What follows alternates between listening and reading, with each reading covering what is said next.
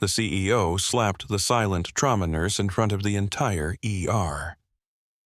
By sunrise, 3 Marine generals were walking through his hospital doors. But this story is not just about revenge. It is about what happens when powerful people mistake silence for weakness, and when the quietest person in the room has already survived battles no one else can imagine. Picture a rain-slick trauma bay in San Diego. Red lights flashing, stretchers rolling, a nurse with tired eyes, steady hands, and a secret history buried beneath her scrubs. She does not raise her voice. She does not ask to be seen. She simply keeps people alive. And then one man crosses a line he can never uncross. Stay with this story because by the end you will understand why real strength does not always announce itself. Like the video and comment where you are watching from. The woman Grant Whitaker struck in front of the entire emergency department had not always been invisible. Long before Pacific Harbor Medical Center learned her name, long before 3 Marine generals crossed that polished lobby at dawn, Leah Hart had already become the kind of person people noticed only when the room began to fall apart. 12 hours earlier, she arrived through the employee entrance at 5:58 in the evening. San Diego was wearing a rare gray sky, the kind that made the bay look colder than it had any right to be. Rain clung to the streets in thin silver sheets. Traffic moved along Harbor Drive with tired headlights and impatient brakes. Beyond, the hospital glass cranes stood over the port like steel sentries, and farther south behind fences and sodium lights, Navy ships sat black and quiet against the water. Leah parked her old gray Toyota in the far corner of the employee lot near the service gate where the camera coverage broke for 3 seconds between sweeps. She knew the gap. She knew most gaps. She did not look for them in a way that seemed suspicious. Her eyes simply touched the fence line, the roof edge, the parked delivery van, the driver smoking beside it, the second-floor window with one blind hanging crooked, then moved on. She shut off the engine and sat with both hands resting on the steering wheel. The heater clicked once. Rain tapped the windshield. A military transport aircraft passed somewhere beyond the clouds low enough that the sound came through the glass as a slow vibration. Leah's fingers tightened around the wheel before she told them not to. Her breath stayed even. Her face gave nothing away. In the passenger seat, her phone lit up. Unknown number. She looked at the screen without touching it. No message this time. Just a missed call. Leah let the light die. Then she took her badge from the cup holder, stepped out into the wet wind, and walked toward the employee entrance, with her collar turned up and her hair pinned so tightly that nothing about her could be grabbed by weather or memory. Inside, the security station smelled like old coffee and floor polish. A small television mounted near the ceiling played a local news segment with the sound too low to matter. Behind the desk sat Mac Sullivan, retired Navy, late 60s, silver hair, heavy shoulders, one knee that could predict rain better than any weather app. He looked up before the badge scanner beeped. "You're early again." Leah held out her badge. "You're surprised again." Mac scanned it and handed it back. "Marine layer's ugly tonight. Roads are slick. People forget how to drive when the sky spits at them. Then we'll be busy. That your version of optimism. That's my version of a weather report."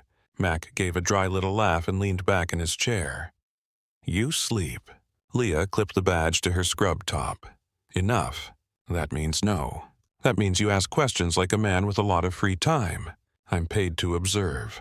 You're paid to sit. At my age, that is elite work." The corner of Leah's mouth moved almost a smile, almost gone before it arrived. Mac noticed.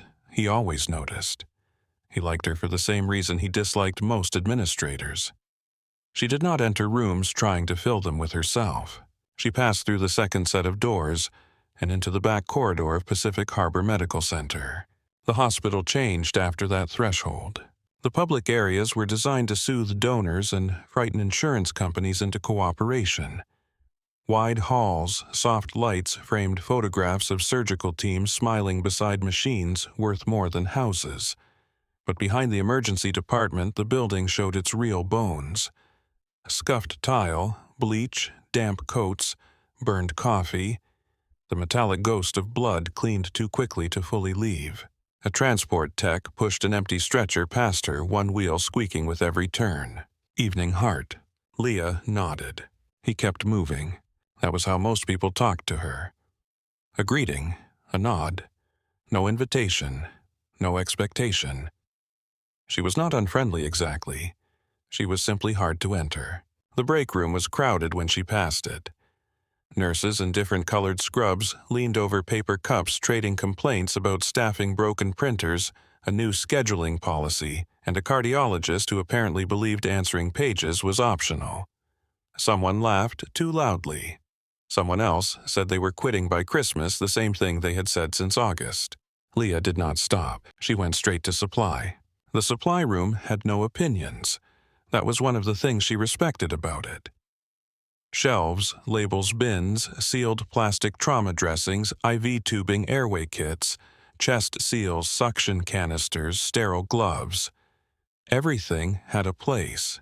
Everything had a purpose. Nothing asked to be admired. She shrugged off her charcoal coat and hung it on the same hook behind the door. Then she pulled the nearest crash cart to the metal counter and began. Top drawer first. Airway tray. Laryngoscope blades, endotracheal tubes, syringes, tape, saline flushes, gauze, tourniquets. She checked expiration dates with her thumb, touched each packet once, and lined the items back in clean, exact rows. Her hands were quick but never hurried. There was a difference. Hurried hands made promises the mind had not approved. Leah's hands did not make promises.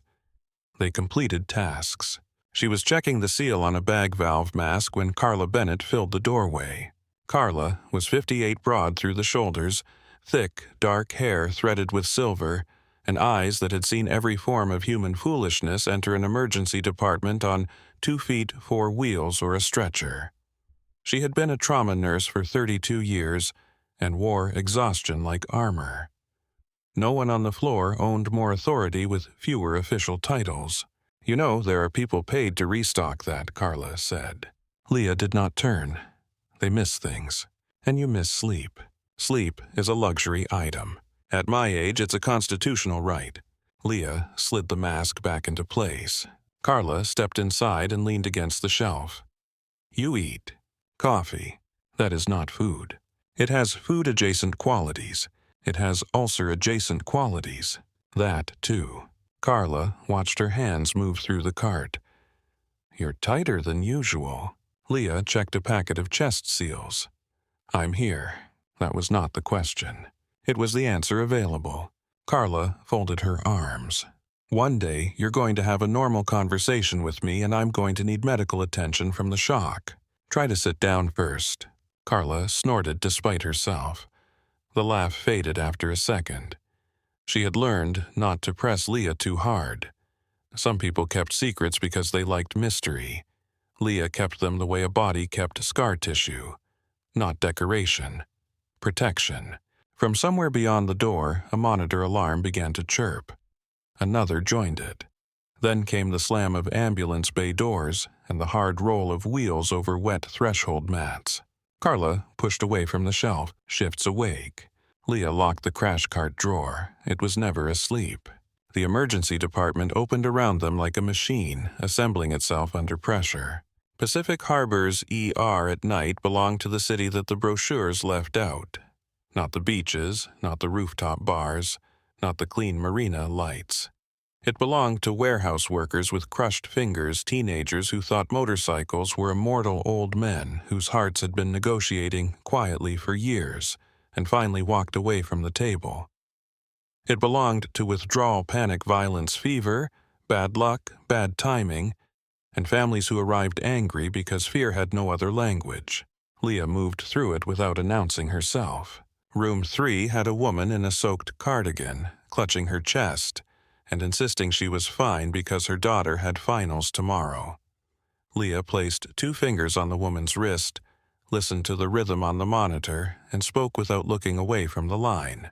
Your daughter would rather miss a test than a mother." The woman blinked hard and stopped arguing. Room 5 had a 9-year-old boy with a broken arm from falling off a backyard wall. His father hovered too close, pale and sweating, trying to ask questions while not looking at the bone angle under the skin. The boy was breathing too fast, small chest fluttering. Leah crouched beside him until their eyes were level. "Look at me." The boy did. "What's your name?" "Ethan." "Ethan, your dad is about to faint." The boy turned his head. His father looked betrayed. "I am not the father," said. "You are," Leah said. "So here's the job. Ethan breathes with me. Dad sits in that chair before he becomes a second patient." The boy gave one wet laugh through pain. The father sat. Leah counted breaths until the room stopped spinning around them. At the trauma desk, 2 residents were arguing over an order set while pretending they were consulting each other. One was Dr. Owen Price, second-year handsome in the polished way of men who had been praised early and often. Good school, good memory, good hands when he remembered they were not the most important thing in the room. He was quick, and he knew it, which made him useful and dangerous in nearly equal measure. He looked up as Leah passed. "Hart, can you grab Bed 7's repeat labs?" Leah stopped beside the monitor station. "Already sent." Owen tapped the tablet. "It's not showing." "Because the system is slow." "How do you know they went?" "Because I watched the tube leave." He looked at her for half a second longer than necessary. "Right." Leah moved on. Carla saw the exchange from the other side of the desk and narrowed her eyes not at Leah but at Owen. Carla had raised too many young doctors in the wild to mistake confidence for maturity. At 7:12, the overdose came in. Male, mid-20s, found behind a liquor store near Logan Heights. Respirations shallow. First naloxone dose in the field. Minimal response. Needle found nearby. Possible fentanyl. Possible everything. The paramedic giving report was rain-soaked, one sleeve dark from kneeling in alley water. The patient looked folded in on himself. Skin, gray lips. Bluish hair plastered across his forehead. One shoe was missing. A faded tattoo curled around his left wrist. His chest moved like it had to be reminded. Owen arrived fast, gloves snapping. Airway. "Nearly lost it twice in transport," the paramedic said. "He came up once and tried to bite my partner. Respiratory." "On the way," Carla said. Leah stepped to the head of the bed. She checked the patient's jaw pupil's pulse. The room filled with motion. Oxygen, suction, monitor leads, IV line, medication drawn. Someone cursed softly when the pulse oximeter slipped off his finger. "Naloxone ready," a nurse said. Owen opened his mouth. Leah said, "Give it." Owen turned sharply. "I didn't order that yet."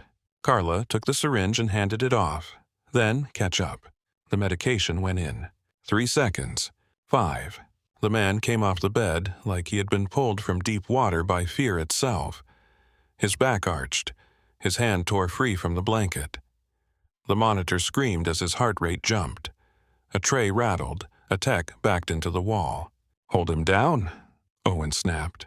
"No," Leah said. It was not loud. It cut through anyway. The patient thrashed eyes wide, seeing everyone as a threat and no one as real. His arm swung toward Leah's shoulder. She did not retreat. She stepped closer, not to the side where fear could turn into fists, but near his head where the world could be narrowed. Her hand settled against his forearm. Not pinning. Present. Her thumb shifted to a point near the wrist with exact pressure firm enough to interrupt, but not punish. "You're in a hospital," she said. "White ceiling, steel rail. My name is Leah. Nobody is killing you tonight." He cursed, half choking on air. "You can fight in a minute. Breathe first." His body jerked again. She adjusted the oxygen mask with one hand and kept the other where it was. One breath. He dragged one in. "That's it, one more." Owen hovered uselessly with his hands raised, anger and embarrassment crossing his face in fast, ugly flashes. The patient's eyes found Leah. Not trust, not peace. Just 1 second of orientation in the middle of chemical terror. You're not in the alley, she said. You're not on the ground. You are in Pacific Harbor. You are breathing. His pulse stayed high but stopped climbing. The room came back to itself. Carla moved immediately. Secure the line. Get psych down here. And somebody find this man a blanket that isn't soaked in the Pacific Ocean. The staff obeyed. Owen stared at Leah. How did you do that? She stripped off her gloves. He needed a wall, not a war. What does that mean? It means if you treat fear like disrespect, you create both. She dropped the gloves into the bin and walked out before he could decide whether to be offended. The next hours came in hard waves. A dock worker with a crushed thumb who kept apologizing for bleeding on the floor. A college student with alcohol poisoning whose friends became quiet when Carla asked what else she had taken. A woman in expensive running shoes with bruises on her upper arm, shaped too much like fingers. A retired sailor with chest pain who insisted it was indigestion, even while sweat soaked his collar. A construction worker who spoke only Spanish and tried to smile through a gash across his scalp because his son was watching from the chair. Leah did not fix everything. No one did. But she steadied what she touched. When the construction worker's son began crying silently into his hoodie sleeve, Leah handed him a pack of gauze. Hold this. The boy stared at her. You're part of the team now. Pressure here when I tell you. His small hand pressed where hers showed him. His father watched the boy and stopped shaking. That was the thing about Leah that frustrated people who needed care to look soft. She was not warm in the obvious ways. She did not coo or flood a room with sympathy. She gave people a task, a breath, a fact, a place to stand. For the terrified, it was sometimes better than comfort. Around 10:30, the floor slowed just enough for fatigue to become visible. The break room filled in shifts. Someone had abandoned a box of donuts that looked as if it had survived a minor structural collapse. The coffee tasted burned because it always did. Owen sat at the table with Tyler Ames, another resident who smiled too often when senior doctors were nearby and too little when nurses corrected him. I'm just saying, Owen said, rubbing his eyes, trauma care needs decisive command. There's a point where all that calm whisper stuff stops working. Tyler glanced toward the sink where Leah was rinsing a paper cup. You mean Hart? Owen shrugged. She's good. I'm not saying she isn't, but people like that take everything in. They look steady until they're not. Then it comes out sideways. Leah turned off the water. Carla stood by the microwave stirring powdered creamer into coffee she had already decided to hate. Funny, Carla said. From where I'm standing, the only thing coming out sideways tonight is your ego. Tyler laughed because he thought he was supposed to. Owen did not. Come on, Carla. No, don't come on me. I have watched Leah keep rooms alive, while doctors with twice your education were still trying to remember which pocket had their pen light. You keep confusing noise with strength because the world keeps rewarding loud men for surviving their own mistakes. The microwave beeped. No one moved. Leah tossed the cup into the trash. Bed 7's potassium doesn't match his rhythm strip, she said, still not looking at Owen. Repeat it before you sign off. Owen went still. Then he stood and left the room too quickly. Tyler looked at the table as if it had become medically interesting. Carla watched Leah dry her hands. You enjoy that? No. Shame. I did. Leah's mouth almost moved again. Almost. By midnight, the hospital had settled into that false calm that came before the next siren. Leah stood near the supply alcove writing in a small black notebook. A new nurse named Anna Morales came around the corner looking for saline flushes and stopped when she saw the page. It was not a schedule. It was a sketch of the human neck and shoulder drawn in precise pencil lines.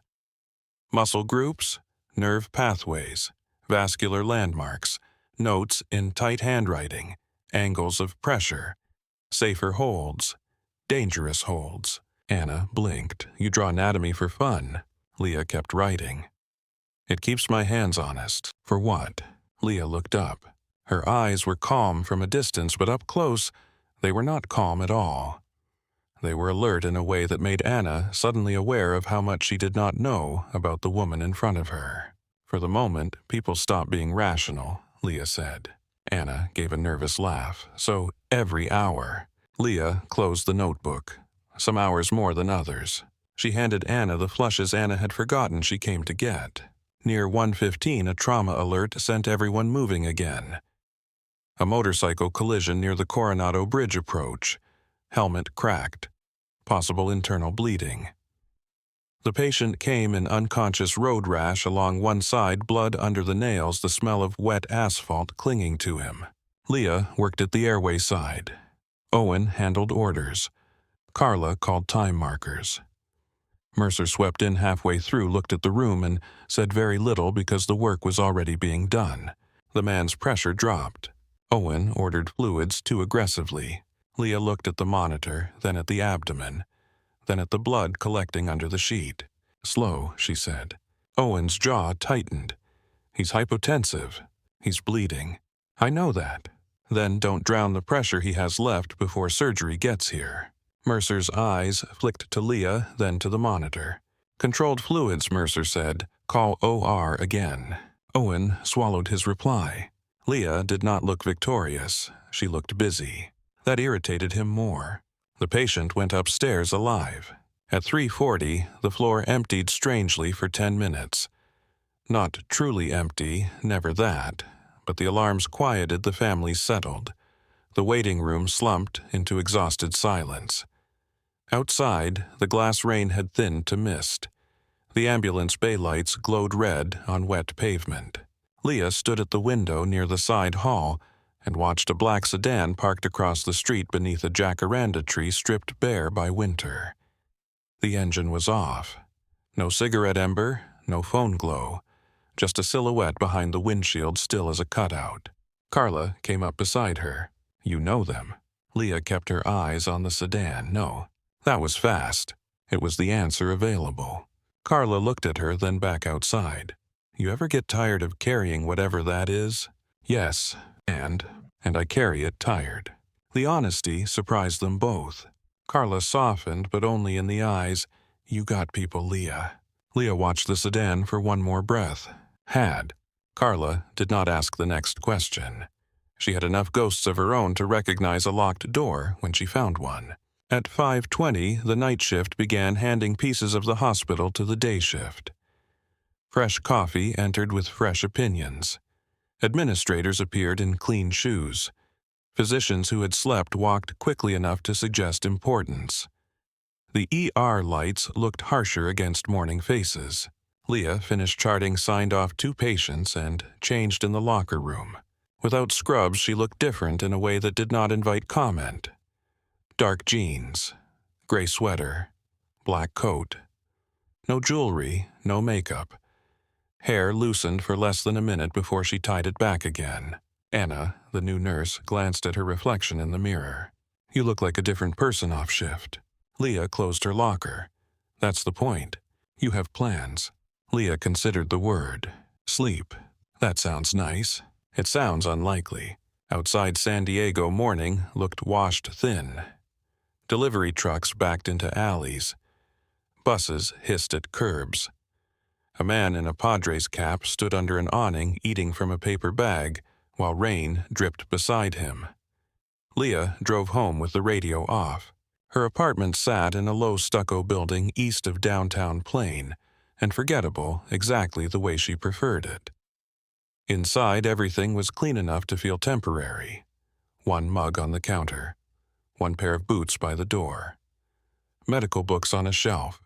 A small framed print of the ocean that looked as if it came with the apartment. She locked the door. Checked the window. Checked the second window. Washed her hands. Then washed them again. Not panic, ritual. Hot water. Soap to wrists. Nails scrubbed, breath even. After a shower, she stood in front of the bedroom closet for a long moment before reaching behind a row of plain shirts. The wooden lockbox was small, dark, and scratched along the lid. She set it on the bed and opened it without looking at the dial. Inside lay the pieces of a life she had sealed away from fluorescent halls and hospital badges. A scorched patch with a small white bird stitched above a black field. A folded photograph of 12 people in desert uniforms standing under a sun so bright it seemed cruel even on paper. A metal ribbon with one edge worn soft from being touched too often. A narrow strip of field cloth marked with faded coordinates. Leah touched the cloth first with the backs of her fingers. Not gently, carefully. Her phone buzzed in the kitchen, once, then again. She closed her eyes. When she went to the counter, the screen showed another unknown number. This time there was a message. "Are you secure?" Leah stared at it. Her thumb hovered over the screen, but she did not answer. In the bedroom, the lockbox remained open. The photograph waited, folded down the center so many times the crease had turned white. Leah returned to it and opened it. 12 faces, younger than memory wanted them to be. Dust on their sleeves. Tired eyes. Bad jokes caught in the half-smiles of people who had no idea which ordinary moment would become sacred later. Her thumb paused over one man near the edge of the frame. Then over a woman with cropped hair and a crooked grin. Then over a Marine whose hand rested on Leah's shoulder in the picture like he had trusted her with more than his life. 7 of them were gone now. 3 in combat. 4 after coming home where the silence had proved more patient than the enemy. Leah folded the photograph along the old crease and returned it to the box. She did not cry. Crying was not the only way grief moved. Sometimes it stood in the room and breathed with you until you learned to make space around it. She slept for 3 hours and woke all at once. No slow drift, no soft return. Her body came upright before her mind caught up. Beige ceiling, apartment walls, refrigerator hum, a truck passing outside. Not sand, not smoke, not rotor wash, not screaming. She sat on the edge of the bed until her pulse slowed. Then she dressed in fresh scrubs, ate half a piece of toast standing over the sink and drove back toward Pacific Harbor, under a sky the color of wet concrete.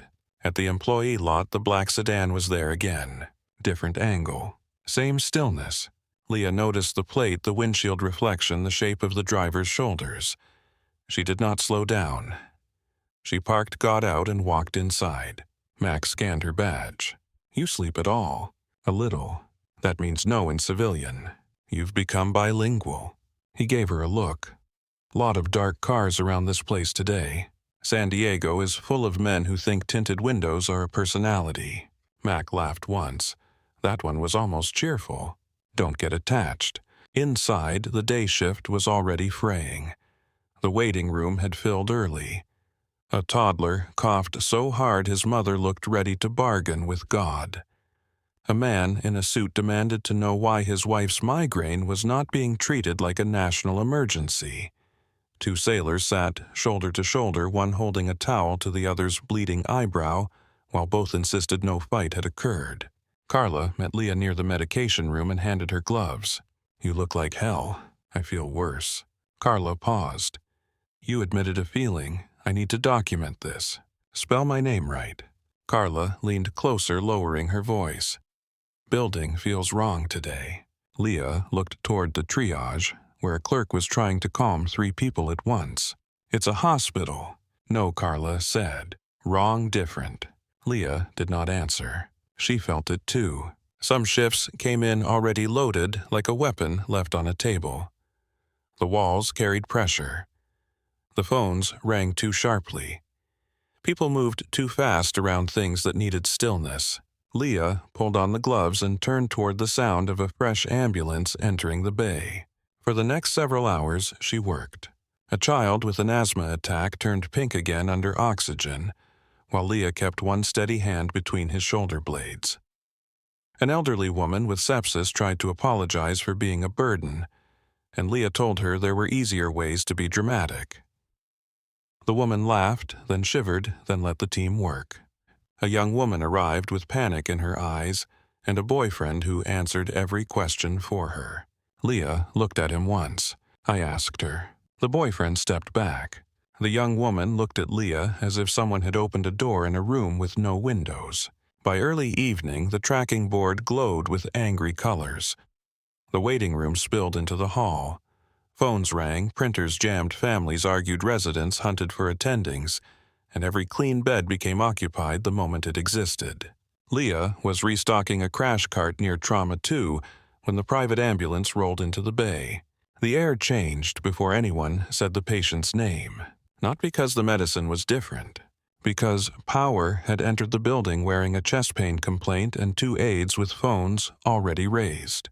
The private ambulance rolled into the bay with no siren, only flashing lights, and the soft authority of people who expected doors to open before they touched them.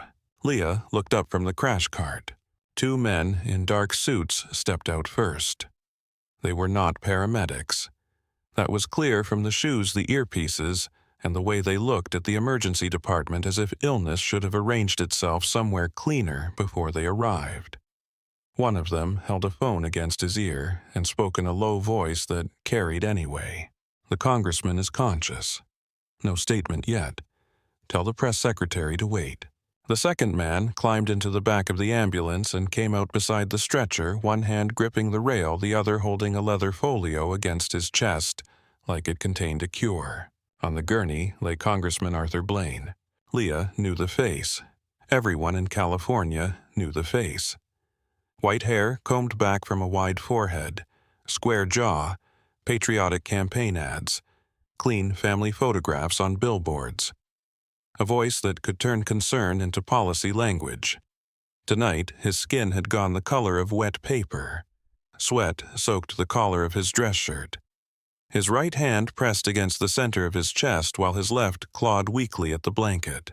A private paramedic gave report as the stretcher crossed the threshold. 62-year-old male, acute chest pain, onset. 40 minutes ago during a fundraising dinner downtown. Diaphoretic, nauseated pressure radiating to left arm. Blood pressure trending down. Aspirin given in transport. No nitro due to pressure. 12 lead transmitted. The aide on the phone cut in. "He needs the private cardiac suite." Carla Bennett appeared from behind the desk like weather. "He needs to stay alive long enough to see one." The aide looked offended. "Do you know who this is?" Carla stepped closer to the stretcher and looked at the congressman, not the aide. "His myocardium doesn't." The paramedic's mouth twitched, but he kept moving. Leah rolled the crash cart toward Trauma 2. The wheels crossed a strip of rainwater tracked in from the bay and left thin lines behind her. She saw the room before she entered it. Bed unlocked. Oxygen ready, suction at the wall. Monitor leads prepared. IV tray half-stocked but missing the right-size catheter. She took one from the cart without breaking stride and placed it on the counter. Dr. Julian Mercer entered from the upper corridor seconds later. He was tall, polished, and careful in the way senior physicians became careful when wealthy patients entered rooms with witnesses. His white coat moved behind him like a flag of professional calm. Mercer was good at medicine. He was also good at reading Power. Leah had never decided which skill he trusted more. Trauma 2, Mercer said. Chest pain protocol. Repeat 12 lead. Labs, troponins, type and screen. Keep the room clean. Essential personnel only. Owen Price came in fast, tablet in hand, jaw set too hard. He had the eager tension of a young doctor who understood this case might be discussed upstairs before the night ended. His gloves snapped on louder than necessary. Congressman Blaine Owen said, stepping to the left side of the bed, "I'm Dr. Price. We're going to take care of you." Blaine's eyes moved toward him but did not focus well. "My chest," he whispered. "We know," Owen said. "You're in the right place." Leah heard it and glanced at the tablet in Owen's hand. Not yet. First the patient. She checked Blaine's wristband as a nurse lifted his arm to place a second line. Blaine Arthur James. Date of birth, February 14, 1964. Leah touched 2 fingers to his radial pulse. Fast, thready, wrong in a way that made the room feel narrower. "Pressure," Carla called. 94/58, a nurse answered. Heart rate, 126. EKG coming. The first aide stepped too close to the bed. "Congressman, your wife is on the way. They are clearing a private room." Carla did not look up. He does not need a private room. He needs oxygen and quiet. The aide's face hardened. I work for the congressman, and I work for the patient, Carla said. Back up. The aide backed up because Carla had the kind of voice that made refusal feel childish. Leah took the oxygen mask, checked the flow, placed it over Blaine's nose and mouth, then looked again at the wristband. Arthur James Blaine. Her eyes moved to Owen's tablet. Blaine Arthur Lee.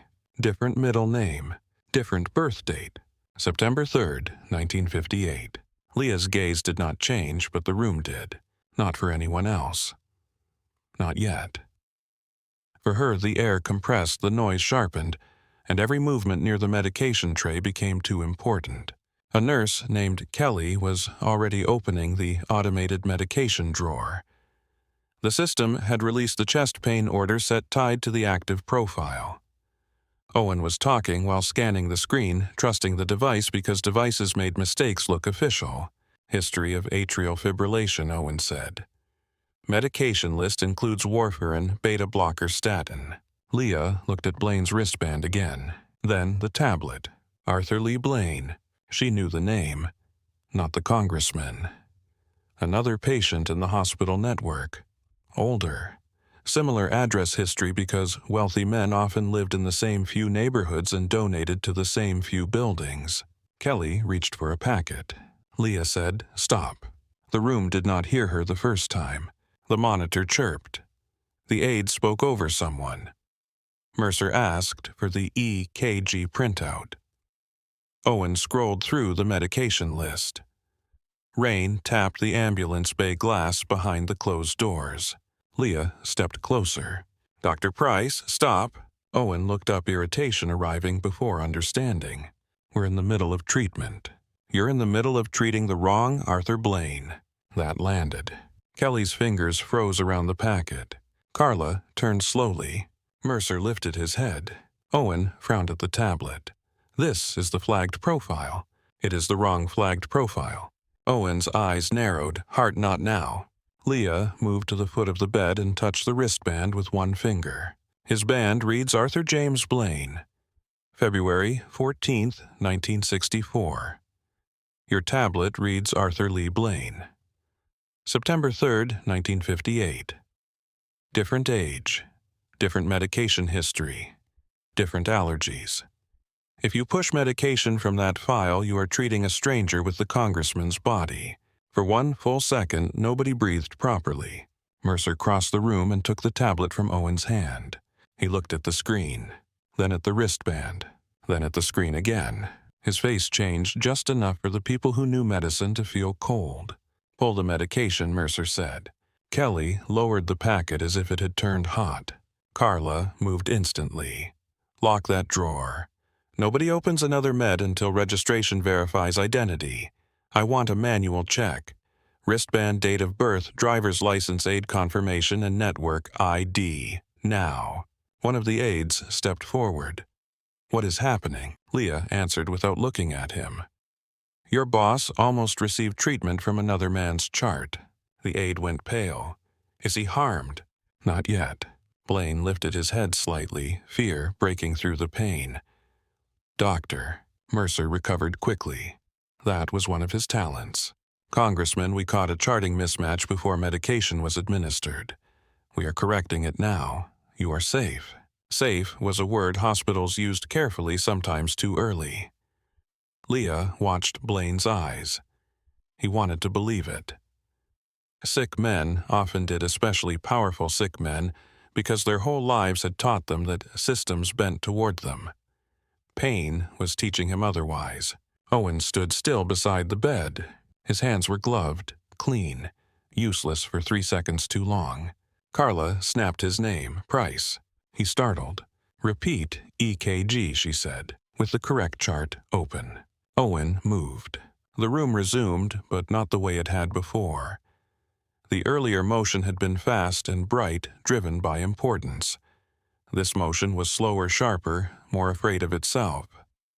Nurses checked each label twice. Registration sent 2 people instead of 1. Mercer read the new profile aloud, line by line. Carla confirmed every order before anyone touched a drawer. Leah stepped back toward the crash cart. Her work in that moment was finished. The corrected profile populated the tablet after 3 long minutes. Arthur James Blaine. History of hypertension. No atrial fibrillation. No warfarin. Severe allergy to a medication that had been listed in the wrong profile's order history as previously tolerated. Kelly saw it and whispered a curse under her breath. Carla heard her. That curse is clinically appropriate. The new EKG printed with a warm curl of paper. Mercer studied it. Cardiology, now he said. Activate cath team. Controlled fluids. Keep oxygen on. No one from communications enters this room. The aide with the folio tried to speak. Mercer looked at him. No one. The aide closed his mouth. Leah stayed near the cart hands resting lightly on the drawer handle. She watched the corrected team take shape around Blaine.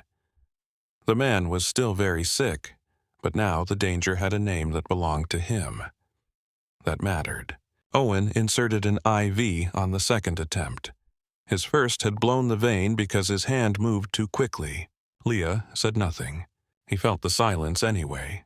27 minutes later, Blaine's color improved by a shade. Cardiology arrived. The cath team took over the next level of urgency. The aides regained enough confidence to become inconvenient again. One asked whether the near miss would be documented as a system delay or a personnel issue. Carla stared at him. It will be documented in English. The aide decided not to continue. As the stretcher rolled out toward the elevator, Blaine turned his head. His eyes found Leah for half a second. He did not know her name. Men like him often did not know the names of people who kept the worst thing from happening. But something in his expression shifted. Recognition, not of her, but of the fact that his life had passed through hands outside his influence. Then he was gone. Trauma 2 emptied in pieces. A crumpled EKG strip. Used gloves. A half-opened medication packet sealed inside a disposal bag for review. Rainwater drying near the threshold. The smell of adrenaline without blood. Owen stood by the counter staring at the corrected chart. Mercer handed the tablet back to him. "You will write a full note," Mercer said quietly. "Objective, complete, no adjectives." Owen nodded. "Yes, sir." Mercer looked toward Leah. "Good catch." Leah was restocking the IV tray. It should have been caught sooner. The line did not rise. It did not accuse loudly. That made it worse. The truth entered the room without drama and stood there. Mercer held her gaze for a beat. "Yes," he said, "it should have." Then he left. Owen stayed still. Carla came to Leah's side and picked up an unused saline lock. You know that sounded like a slap with no hand involved. Leah placed tape back in the tray. It was a statement. Same thing in this building. Leah did not answer. Across the trauma desk, Owen's face had changed. Not into guilt exactly. Guilt required a direction. His expression was fear looking for a door. The first version of the story began less than 10 minutes later. Owen found Tyler Ames near the medication room where nurses could hear more than doctors ever seemed to understand. "I walked into a bad chart," Owen said. Tyler looked up from a vending machine coffee. "Bad how?" "Wrong Arthur Blaine was active." "Seriously." Owen glanced down the hall. Hart caught it. "That's good." Owen's jaw tightened. That's one way to say it. Tyler sipped the coffee and made a face. "What's the other way?" "I'm saying the wrong profile was already loaded before I opened the case." Tyler lowered his cup. Leah came around the corner carrying fresh IV tubing. She saw Owen before he saw her. She slowed by half a step, not enough to be noticed by anyone who did not spend their life watching rooms. Tyler's voice dropped. "Who loaded it?" Owen looked toward the nurse's station. She was around the charting desk before Blaine came in. Leah kept walking. The plastic tubing packet crinkled softly in her hand. Tyler frowned. "You saying Hart opened it?" "I'm saying I walked into a mess." There it was. Not a full lie yet. A seed, small enough to deny. Poison did not need size, it needed circulation. Leah passed them without looking over. Owen saw her then. His face changed in a way he could not control. Leah did not stop. That made the moment worse for him. If she had confronted him, he could have defended himself. If she had gotten angry, he could have called her unstable. Instead, she gave him nothing to push against, only the knowledge that she had heard. At the nurse's station, Carla was reviewing bed assignments when Leah set the IV tubing down. "You look like you just stepped over a snake," Carla said. "Owen is deciding what kind of man he is." Carla's eyes moved across the floor to where Owen still stood with Tyler. "I hate when they do that on shift." "So do I. Do I need to involve myself?" "Not yet." Carla looked at her. "You always say that like timing is a weapon." Leah opened a drawer. "It is." By 8:15, the second version had reached radiology. A tech asked whether the congressman case had been a nurse chart thing. By 8:40, a resident in blue scrubs told another resident that the wrong profile was active before the doctor entered the room, which meant someone from nursing must have pulled it. By 9:05, a registration supervisor asked Carla whether emergency staff had been instructed not to access VIP charts without direct physician request. Carla stared at her until the supervisor found a reason to leave. By 9:22, the phrase medication exposure risk entered the conversation. By 9:31, someone said political sensitivity. That was when the story stopped being a mistake and became property of the institution. Leah worked through it. She checked on the elderly woman from earlier, now admitted for observation. She restarted an IV on a dehydrated tourist from Phoenix who apologized every time he winced. She helped turn a heavy patient with a spinal precaution while two orderlies pretended not to struggle.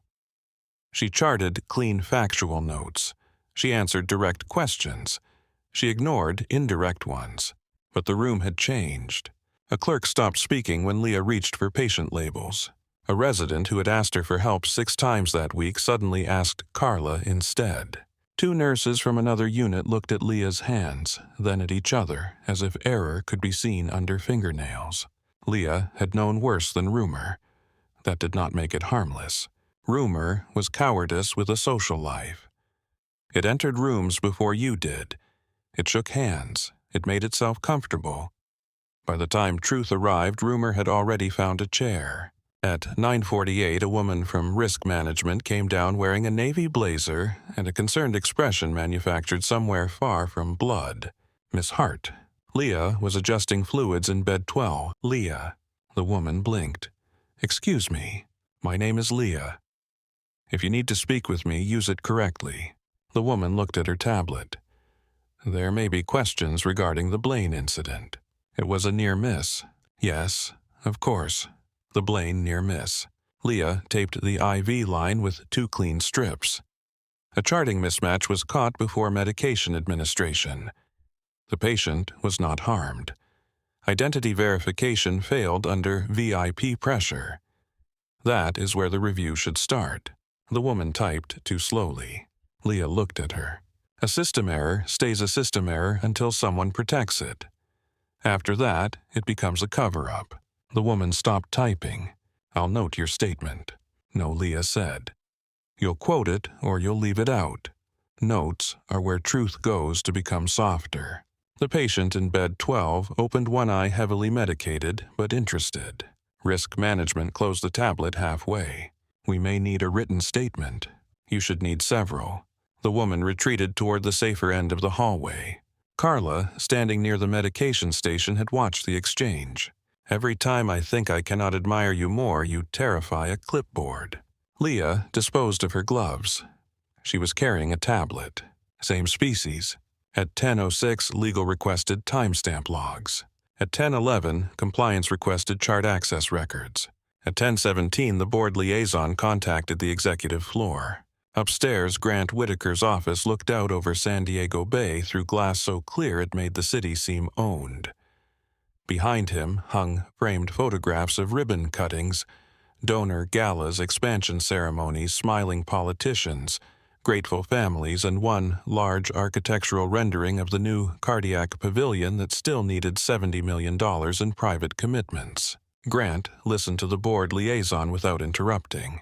He was 44, clean-jawed, dark-haired, and expensive in a way that seemed less worn than installed. His suit fit perfectly. His desk held no clutter. Even his family photograph looked strategically placed. The liaison spoke carefully. Congressman Blaine is stable. The cath team reports no immediate complication related to the chart discrepancy. Grant watched lights shimmer on the wet streets below. Was he harmed? Number. Then why am I hearing about it? A pause. There is concern about reputational vulnerability. Grant hated that phrase. It meant fear had put on a tie. The liaison continued. The wrong profile was active during initial treatment. Medication was nearly pulled. A nurse intervened. There are conflicting accounts regarding who accessed the chart prior to the physician order. Grant turned from the window. Conflicting accounts from whom? Resident staff indicate the profile may have been open before the attending team entered. May have been. Yes. And the nurse. Leah Hart, Emergency Department. Grant sat at his desk and opened the employee directory. Leah Hart's profile appeared with a badge, photo hire date certifications, emergency department assignment, and almost nothing else of interest. No executive sponsor, no donor connection, no family name on a wing, no political shield. Just an employee in Navy scrubs who had stepped between a VIP and a disaster, then apparently spoken too sharply about it. Grant leaned back. Men like Grant did not think of themselves as cruel. Cruelty sounded crude. He preferred words like structure, discipline, alignment, accountability. But beneath every polished word lived the same instinct.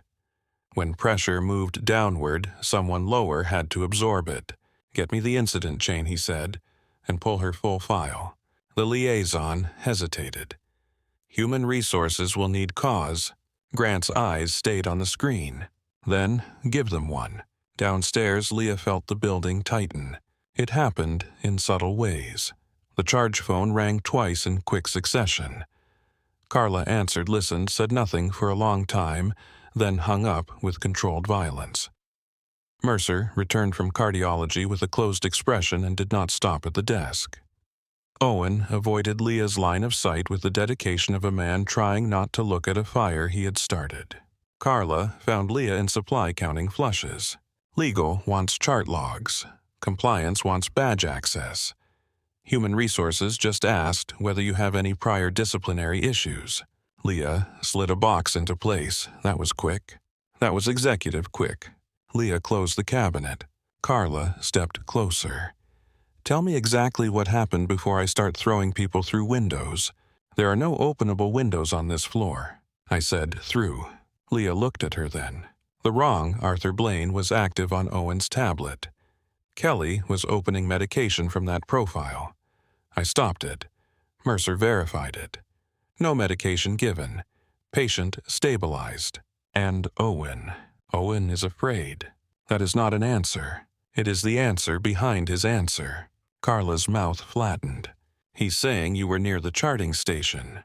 "I was." "Did you open the chart?" "No." Carla nodded once.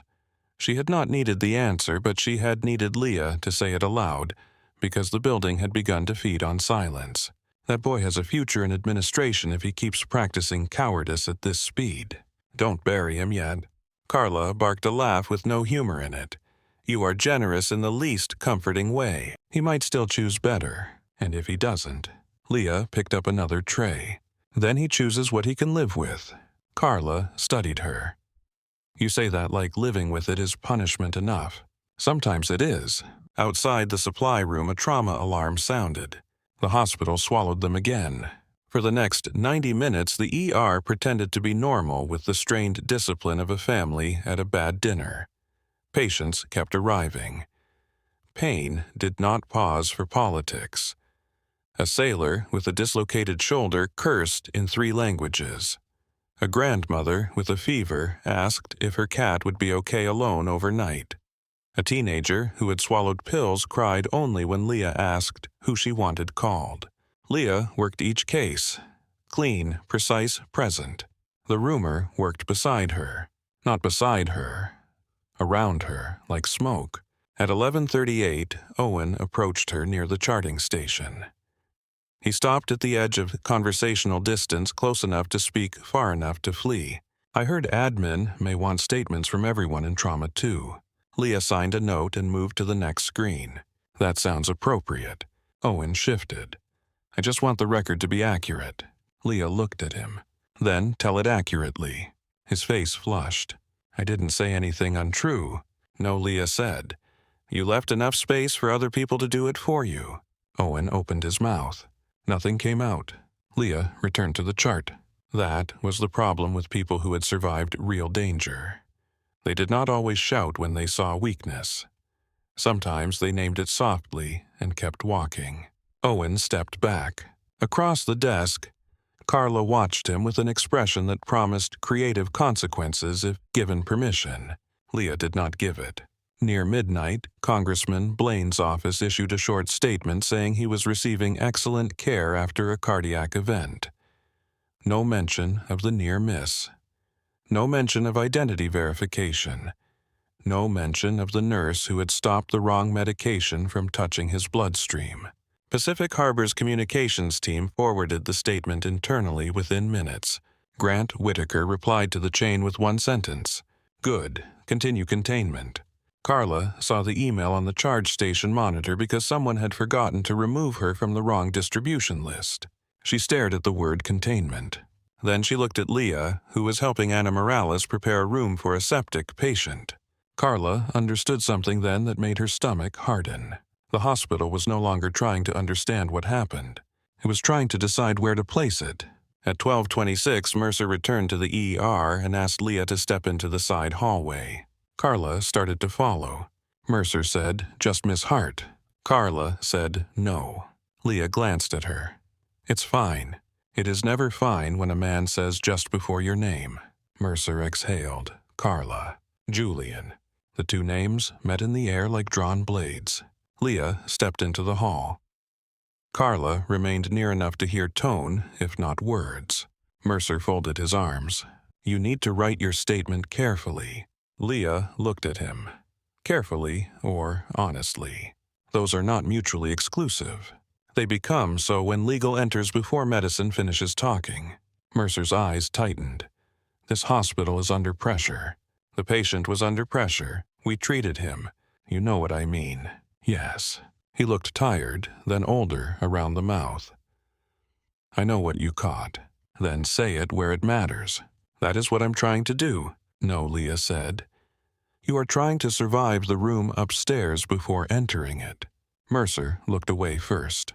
That told her enough. When Leah returned to the nurse's station, Carla searched her face. Well, he wants the truth in a softer font. Carla's jaw shifted. I'm going to bite someone. Use your words. My words are worse. The private elevator chimed at the far end of the corridor. Not the public elevator. The private one. The one administrators used when they wanted to arrive without passing through the waiting room where ordinary people sat in pain and reminded leadership what the building was supposed to be for. Conversation thinned. A unit secretary straightened without knowing why. Owen looked toward the sound and went pale. Carla turned slowly. Leah stood behind the nurse's station with a stack of IV start kits in front of her. She placed one sealed packet in the tray, then another, then tape, then saline lock. Her hands did not hurry. The elevator doors opened. Grant Whitaker stepped out in a dark tailored coat, his face already arranged into control. He walked toward the emergency department as if the floor belonged to him. Leah set the last packet into the tray and squared the corners. Grant Whitaker crossed the emergency department without removing his coat. That was the first thing Carla noticed. People who worked down here always shed something when they entered the trauma floor. A jacket, a tie, a layer of vanity. The ER took things from you before it let you be useful. It took polished, calm appetite patience and sometimes the belief that the world made sense. Grant gave it nothing. His shoes struck the tile in clean, measured steps. Dark coat still wet at the shoulders. White shirt, perfect. Silver watch flashing when his hand moved. His expression held the hard restraint of a man who had decided anger looked better when it wore a suit. The room changed as he passed. Not stopped, never stopped. The ER was not built to stop. Monitors kept speaking. A printer coughed out wristbands near registration. A child cried behind a curtain. Somewhere in bed 8, a drunk sailor began singing the first 2 lines of a song no one wanted to hear. But conversation thinned. A resident lowered his voice. A clerk forgot the label in her hand. The security guard posted near the public doors straightened, then looked, as if he wished he had not. Leah remained behind the nurse's station with the IV start kits in front of her. She had seen Grant step out of the elevator. She had seen Owen go pale. She had seen Mercer hover near the side corridor close enough to intervene and far enough to pretend he had not been present if the moment turned ugly. She placed the final saline lock in the tray, squared the corners, looked up. Grant stopped on the other side of the counter. "My board is taking calls," he said. His voice was not loud. It carried because people were listening for danger. Leah met his eyes. "That sounds inconvenient." Carla took 1 step forward from the charge desk. Grant did not look at her. "I asked a simple question," he said. "Who touched the Blaine chart?" "The wrong profile was active during initial treatment." "That is not what I asked." "It is the part that matters." Grant's jaw tightened by a fraction. "The part that matters is that a member of Congress was nearly exposed to improper medication in my hospital." Leah's gaze did not move. "He was not exposed because I stopped the order." Owen stood near the medication room with a chart pressed against his chest. He looked younger than he had an hour ago. Not young in the harmless way, young in the way men looked when a lie began asking for payment. Grant turned his head just enough to notice him. Dr. Price gave a different account. Owen's mouth opened. No words came. Leah looked at him once. Not long. Long enough. Then she looked back at Grant. "Dr. Price is scared." That moved through the room like cold water. Owen flinched. Grant leaned one hand on the counter. "You do not get to diagnose staff." "I was not diagnosing him." "No, you were accusing him." "I was describing him." Carla came closer. "Grant, this is not the place." Now he looked at her. "Carla, this is exactly the place.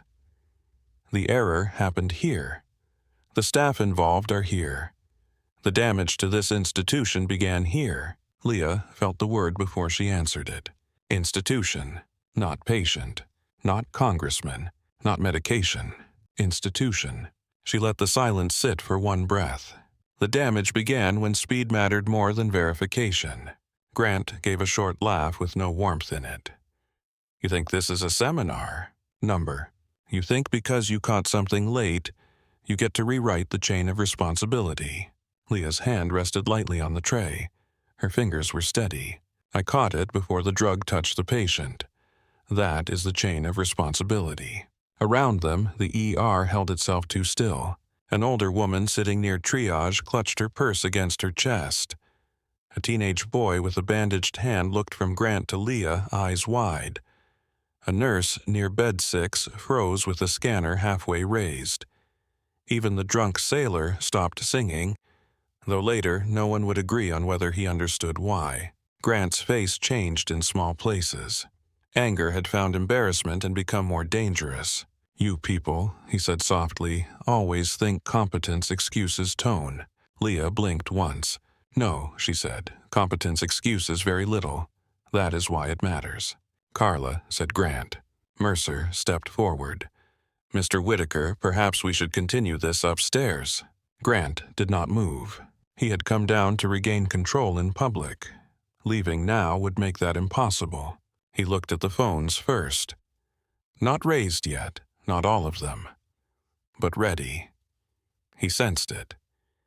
Leah saw the calculation enter his eyes. She had seen men calculate under pressure before. Some reached for discipline. Some reached for violence and called it authority. Grant lowered his voice. "You opened the wrong chart. You let the room move forward. Then you performed your little correction in front of everyone. No, that is the version being reviewed. Then the review is already contaminated. His hand moved before the room understood the shape of the moment. The slap cracked across the nurse's station. It was a simple sound. Skin against skin. Brutal because of how ordinary it was. No machine alarm could cover it. No hospital noise could absorb it. The sound struck the glass wall behind registration and seemed to come back thinner, sharper, uglier. Leah's head turned with the force. A metal tray slipped from Anna Morales' hands near triage and hit the floor. Instruments scattered across the tile. A child began crying. Someone gasped. Someone whispered the name of God. 2 phones rose before their owners remembered policy. A third followed. Leah did not fall. Her body wanted to step back. She denied it. Heat bloomed across the right side of her face, bright and immediate. For the first second, it was not pain. It was disbelief, old and bodily, the shock of a boundary crossed in a place that existed to repair bodies, not harm them. She lifted 2 fingers and touched her cheek, measured the swelling, assessed damage. Her sleeve slid back as her hand rose, revealing the narrow strip of faded desert cloth tied around her wrist. The cloth was old, sun-bleached, stitched with coordinates nearly worn into the fabric. The sight lasted less than a second before her sleeve settled again. But Carla saw it. So did Mercer. So did Owen. Grant breathed harder now. His own face had flushed not with shame, but with the sudden effort of controlling the consequences of what his hand had already done. "You're suspended," he said. "Badge off. Leave the floor." No one moved. Carla reached them first. "You do not touch my staff." Her voice was low. Not loud, worse than loud. It came from somewhere below anger. Grant looked at her, then around the room. He saw the phones. He saw the patients. He saw the security guard frozen near the public doors. He saw Owen with the face of a man who had just watched cowardice grow hands. Grant straightened his coat. "This department is under review," he said. "Anyone recording private medical space is violating hospital policy." Carla took 1 step closer. A CEO assaulting a nurse is not medical privacy. Grant looked at Leah again. For a moment their eyes met. Leah said nothing. That frightened him more than any threat could have. He turned and walked back toward the private elevator. His steps were faster now, though he tried to make them sound controlled. The elevator opened, closed, took him away. The room did not breathe normally for several seconds. Then everything returned in broken pieces. Did he just hit her? Call security. Security was standing right there. Someone saved that video. Where is hospital police? Carla, what do we do? Leah bent and picked up the fallen metal tray. Carla snapped, "Leave it." Leah continued gathering the scattered instruments. "Leah, I heard you." Then stop. Leah placed the tray on the counter. Her cheek had begun to color beneath the skin, the mark still forming, still deciding how deep it wanted to go. Anna stood near triage with both hands over her mouth. Max Sullivan had appeared near the employee corridor. He looked at Leah's face, then toward the private elevator. Something old and navy hardened in him. Mercer approached carefully. "Leah, we need to document this." She looked at him. "You needed to document the chart chain." He absorbed that like a blow. Carla stepped between them. "Supply room, now." Leah did not argue. She walked through the side corridor past the medication station, past Owen, past Mercer, past staff who looked at her with pity, shock, fear, and something worse than all of those. Curiosity. Inside the supply room, the lights hummed with the same indifferent steadiness as always. Boxes of gauze, trauma dressings, IV tubing, airway kits, plastic wrap, cardboard, dust in the vents. The honest room untouched by reputation. Leah sat on an overturned crate between shelves. Only then did she breathe fully. In through the nose. Hold. Out slowly. Again. The side of her face throbbed now. A deep, hard pulse beneath the skin. Her body offered adrenaline. She refused most of it. Her hand rested on her knee. The other touched the swelling once lightly, as if checking a patient who had not yet admitted she was injured. The door opened. Carla came in and closed it with enough force to rattle the shelves. "I'm calling police." "No." Carla stared at her. "That was not a question." "No. He assaulted you in front of staff, patients, cameras, and God." Leah looked up. Her eyes were calm, but there was nothing soft in them. The calm had depth. Cold depth. The kind that came from places where panic had already failed to save anyone. "Who does this building protect first?" Carla opened her mouth, closed it. The answer was standing between them. Carla's anger changed shape. It did not lessen. It became heavier. "I will testify. I know. Anna will. Mac will. Half the floor will. Yes." And by tomorrow, Carla said, hearing the next part before Leah said it legal, we'll be asking everyone about context provocation, workplace tension, chain of command. Leah pressed 2 fingers to the bruise. Yes. Carla looked away for half a second, furious at the wall because walls could take it. "You do not have to sit here and be practical about being hit." Leah's gaze moved to the shelves. Trauma dressings stacked in perfect rows. Tools for repairing damage after the fact. "I know. Then let me do something useful." Leah closed her eyes briefly. "Ice." Carla blinked. "Ice. Yes. That is not enough. It is first." Carla turned to the cabinet, yanked it open, pulled out a chemical cold pack and cracked it hard between both hands. The sound snapped in the little room. She wrapped it in a thin towel and held it out. Leah took it and pressed it to her cheek. The cold bit into the swelling so sharply her eyes watered. A single tear slipped free before she could stop it. Carla saw it and immediately looked toward the shelf granting privacy where none existed. Neither of them spoke. Outside, wheels rolled past. A page crackled overhead. Someone called for respiratory. The hospital went on cruel in the way systems often were. Not intentionally. Just constantly. Leah's phone buzzed in her scrub pocket. Once. Then again. Then 3 times in quick succession.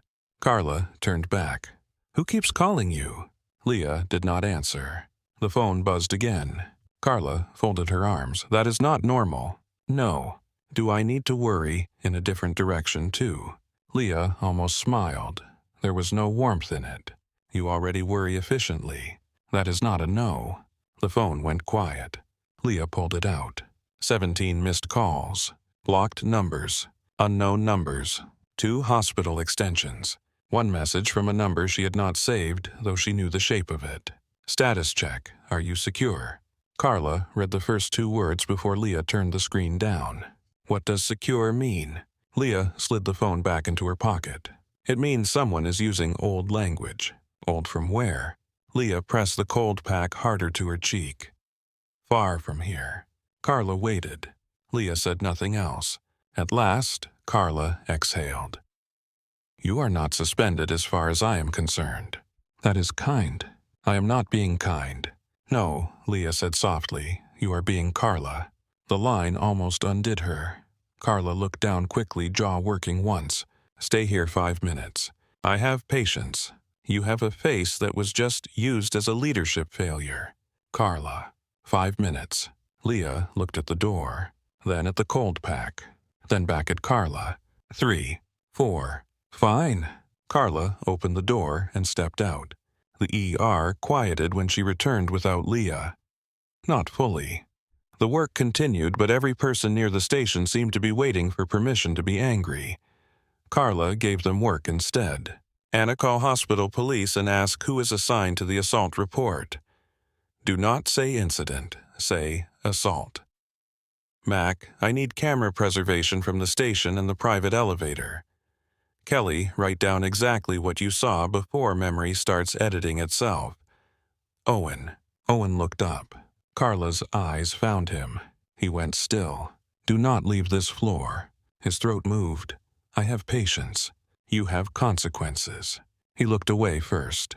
In the supply room, Leah stood before the 4 minutes were finished. She threw the cold pack into the sink, then retrieved it because Carla would notice, pressed it back against her cheek, and opened the door. The first staff member who saw her stopped talking. Then the next. Then the next. The bruise was not fully formed yet. That made it worse. The mark sat beneath the skin like a promise. Leah walked to the charting station. Bed 12 needs a redraw, she said, sample hemolyzed. For one disorienting second, everyone obeyed because her voice entered the room as if nothing had happened. Then Anna began crying quietly while labeling a tube. Leah glanced at her. Hands first, feelings after. Anna nodded, wiping her cheek with her shoulder because both hands were gloved. The next hours passed that way. Not normal, operational. Leah moved through the department with a bruise rising under fluorescent light and a fresh ring of silence around her. Some people looked at her with pity, some with awe, some with the ugly curiosity people reserve for public injury. A few could not look at her at all because looking meant admitting what they had allowed to happen inches from their own hands. Owen found her near the charting station at 1:52 in the morning.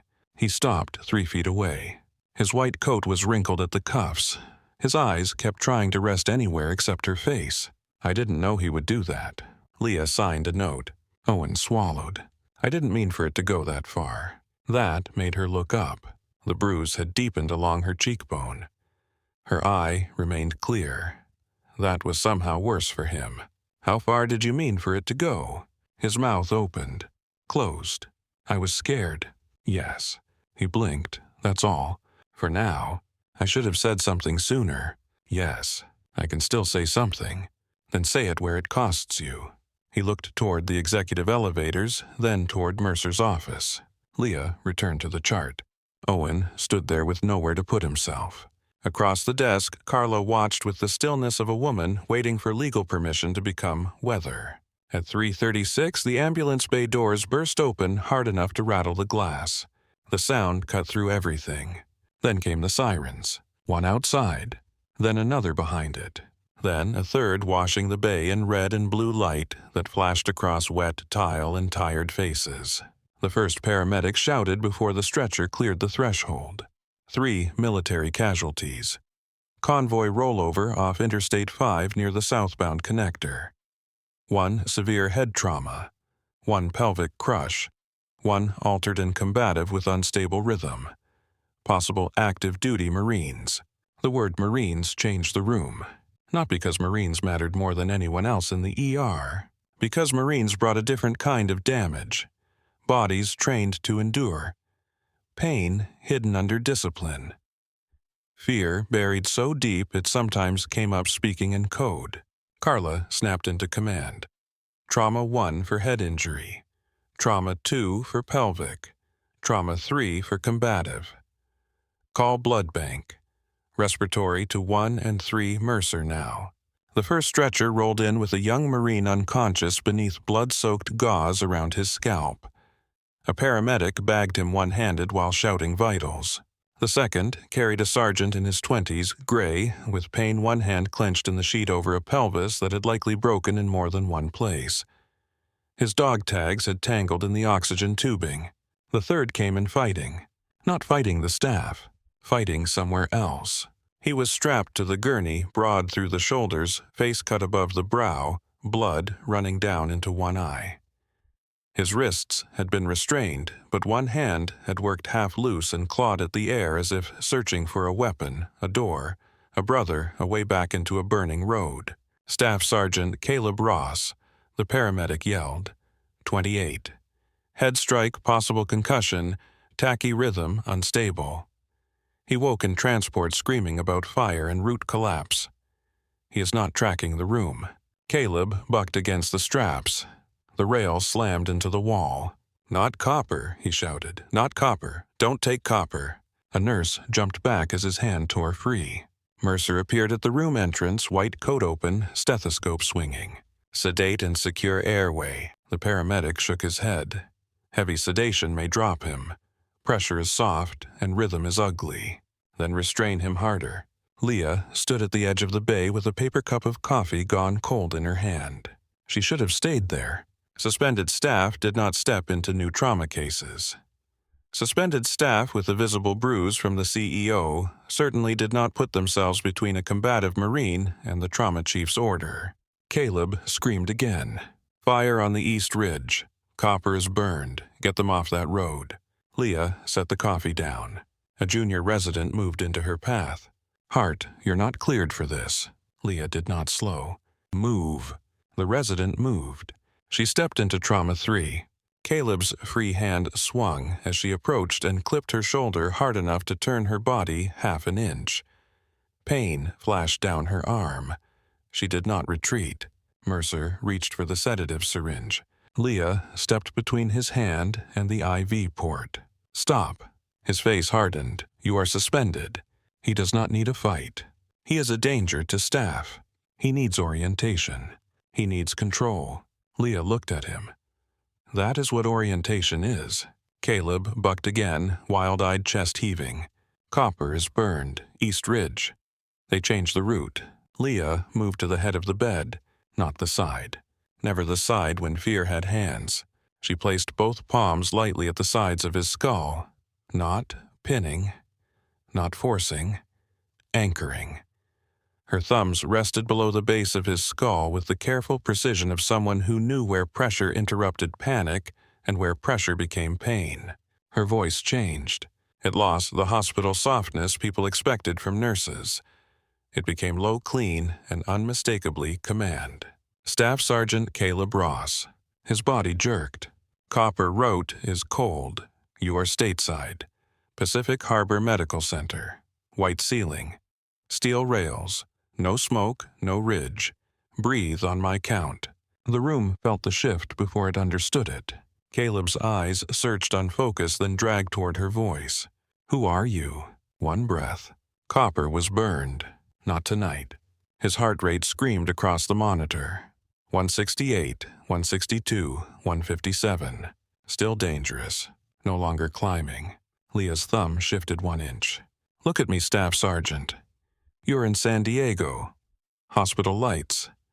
Steel rail under your left hand. My hands are on your head. No one is moving you until you breathe. Caleb sucked in air like it hurt. Again. He gave half a breath. Again. Another.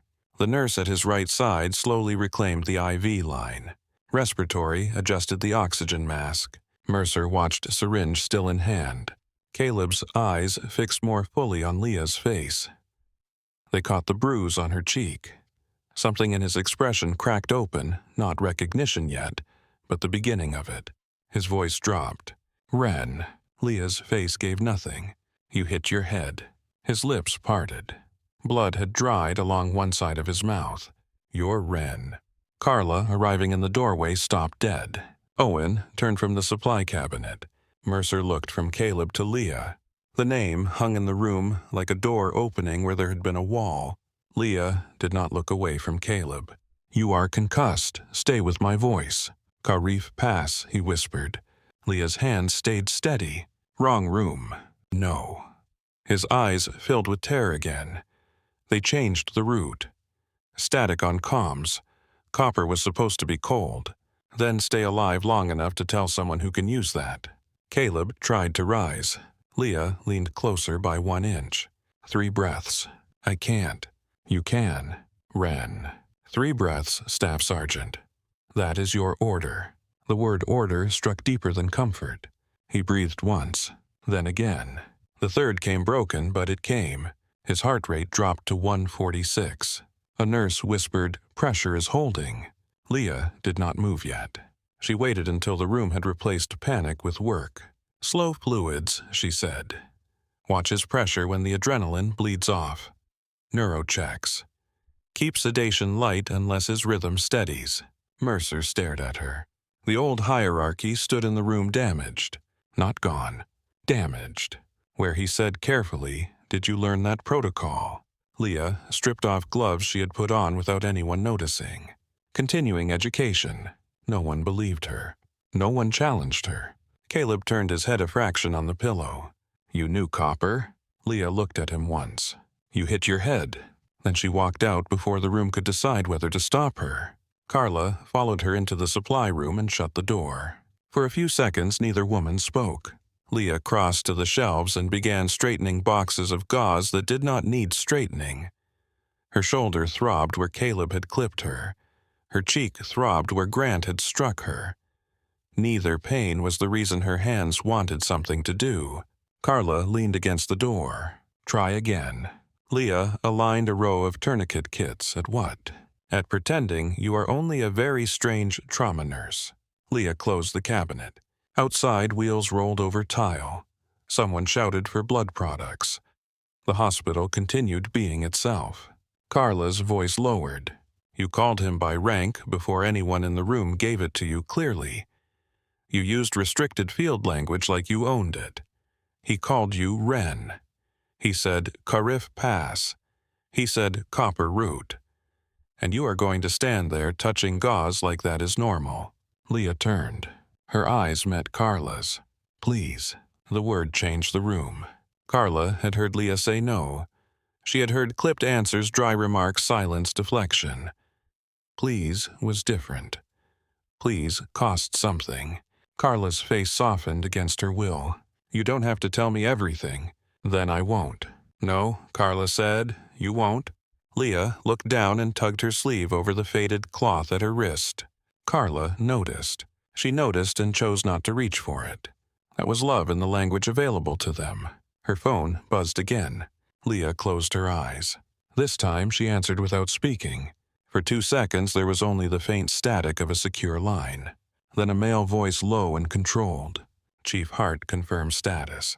Leah turned away from Carla. I'm standing. Were you assaulted by Grant Whitaker? Leah said nothing. The voice waited. Outside the supply room, the trauma floor roared on. Leah touched the bruise on her cheek with the backs of her fingers. Yes. The line went quiet. Not empty. Changing. Remain inside the facility, the man said. Do not leave alone. Leah's jaw tightened. I don't take orders from ghosts. No, he said. But you still answer when the living start bleeding. The line ended. Leah lowered the phone. Carla watched her. Old weather. Leah looked at the closed door. Storm warning. Across the street from Pacific Harbor Medical Center, beneath a rain-dark jacaranda tree and a flickering street lamp, a black sedan sat with the engine off. Special Agent Ryan Maddox lowered his binoculars. Beside him, Tessa Walker worked a secure tablet balanced on her knee. She confirmed assault, Tessa said. Maddox kept his eyes on the lit trauma floor windows, and Ross recognized her. Yes, protocol family. Copper route. Carif pass. Wren call sign. Maddox's face did not change, but his hand tightened once on the steering wheel. She should never have been put in that room. Tessa looked at him. The ER. The country. A new message appeared on her tablet. She read it twice. Command has been notified. Maddox finally looked at her. And Tessa turned the screen just enough for him to see. Passive watch is over. Maddox looked back at the hospital. Inside, Leah stepped out of the supply room with Carla at her shoulder and a bruise darkening beneath the fluorescent lights. In Trauma 3. Staff Sergeant Caleb Ross breathed through an oxygen mask and whispered a name the room was not ready to understand. Wren. Leah heard it from the hallway. She did not stop walking.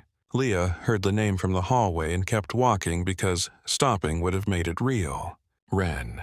The word followed her past the medication room, past the charting station, past Owen Price standing with one glove still on and one glove hanging loose in his hand. It moved with her through the fluorescent noise of Pacific Harbor Medical Center, through the smell of antiseptic and rain, through the rhythm of alarms and wheels and frightened families. Carla walked beside her without asking another question. That was the mercy Leah could accept.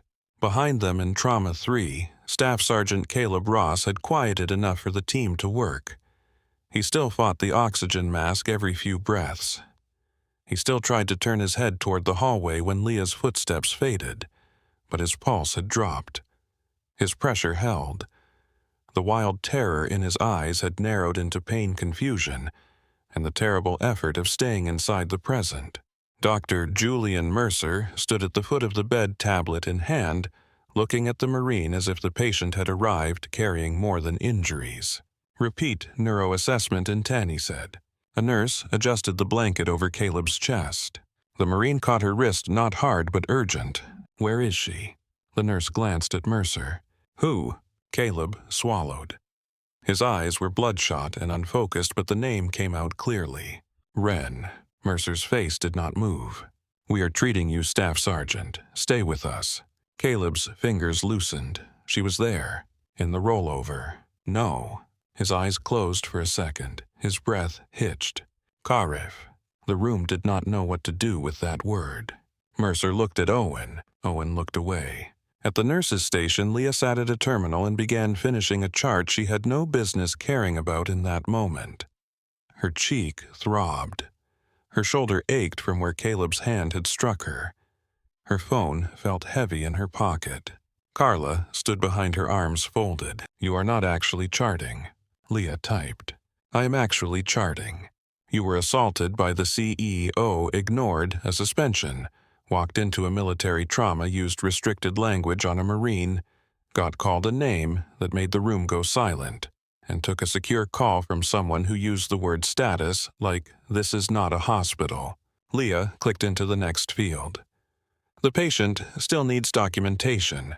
Carla leaned closer. "I have known you for 3 years, and every day you find a new way to make avoidance look productive." Leah stopped typing, not because Carla was wrong, because her phone buzzed again. This time she did not look at it. Carla did. "Answer it." "Number." "Then I will." Leah looked up. Carla held her gaze. For a moment, the ER seemed to move around them while they remained inside a small, unmoving pocket of air. Leah reached into her pocket and took out the phone. The screen showed a number without a name. She answered. No greeting. A man's voice spoke through faint static. "Chief Hart, stay inside the facility. Protective team is moving." Leah's fingers tightened around the phone. "You should not have activated." The threshold changed. "That was not your call. It was not only mine." Leah looked across the ER toward Trauma 3. Caleb's voice drifted faintly from behind the curtain.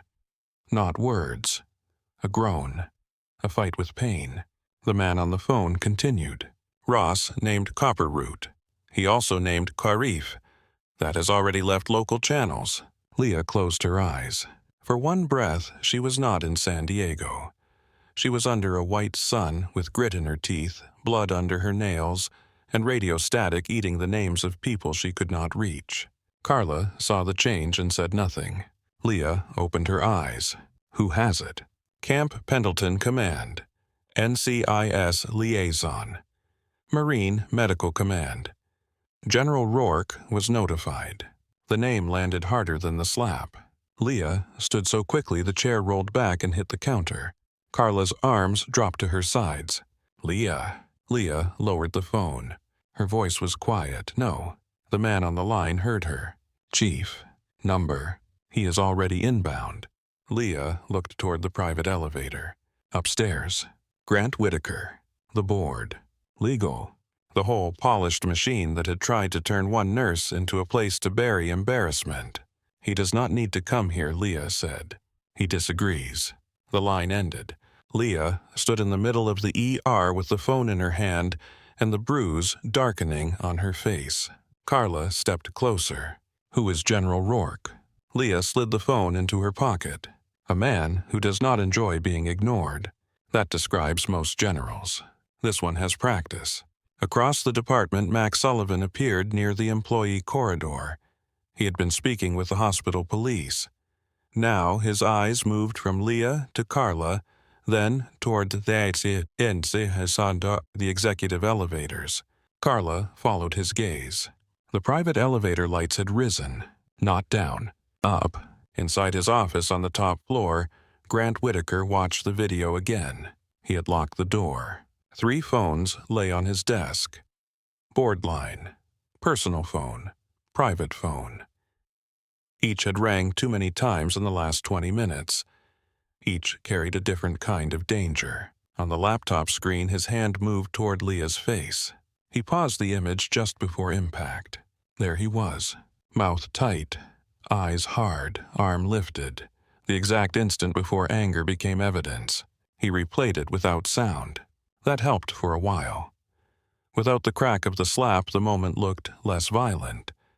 Almost procedural, a heated exchange, a leadership lapse, an unfortunate interaction. Words were already forming in his mind, clean enough for attorneys to polish. Then he turned the sound back on.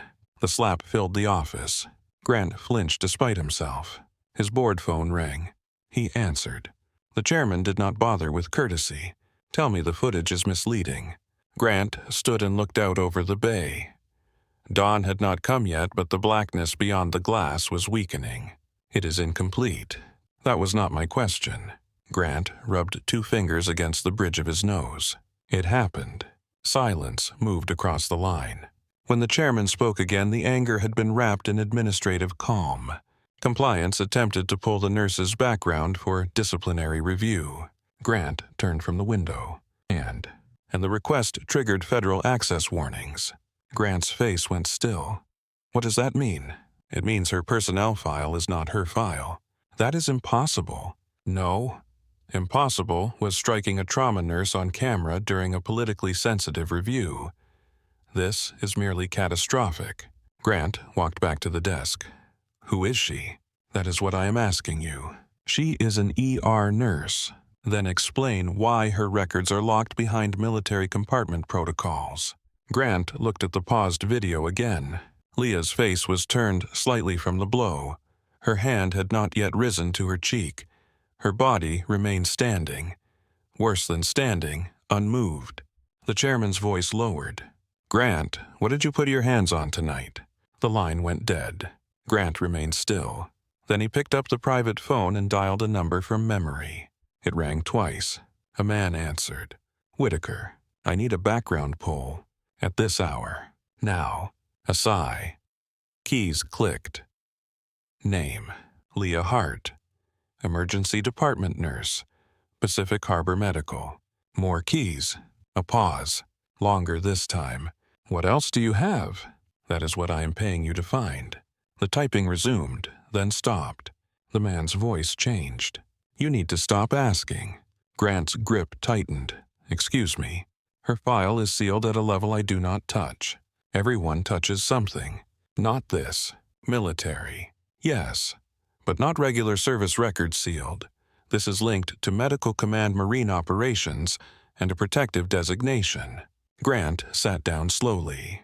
Protective designation. I would not keep digging. I need to know who she is. No, you need to know what your exposure is. That is different.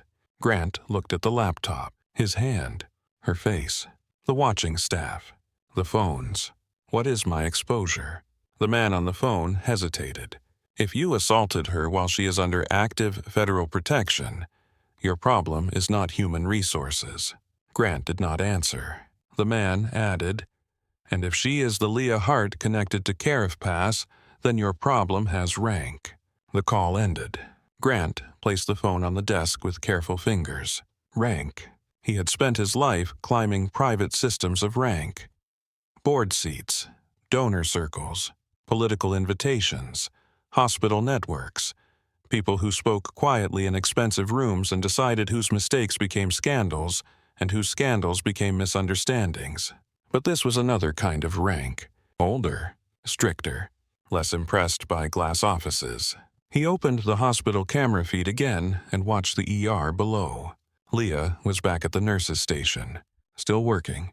That unsettled him more than if she had screamed. At 5:11 in the morning, Leah walked out to the ambulance bay for air. Carla followed her but stopped under the overhang, giving her 15 feet and the illusion of privacy. The rain had thinned into mist. The city beyond the hospital was gray and quiet. San Diego Bay lay somewhere behind dark buildings and low clouds unseen but felt in the damp air. Leah stood with her hands in her scrub pockets. The automatic doors opened behind her. Mac stepped out. He held 2 cups of coffee. Figured one of these could pass as medical intervention.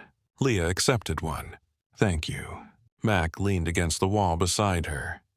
You ever going to tell us if we need to be afraid of those dark cars? No. No, we do not need to be afraid, or no, you are not going to tell us. Yes. He gave a short breath that was almost a laugh. Then his face hardened. I should have stepped in. Leah looked at him. You were 20 yards away. I have crossed 20 yards before. This was not yours to carry. Mac's eyes moved to the bruise on her face.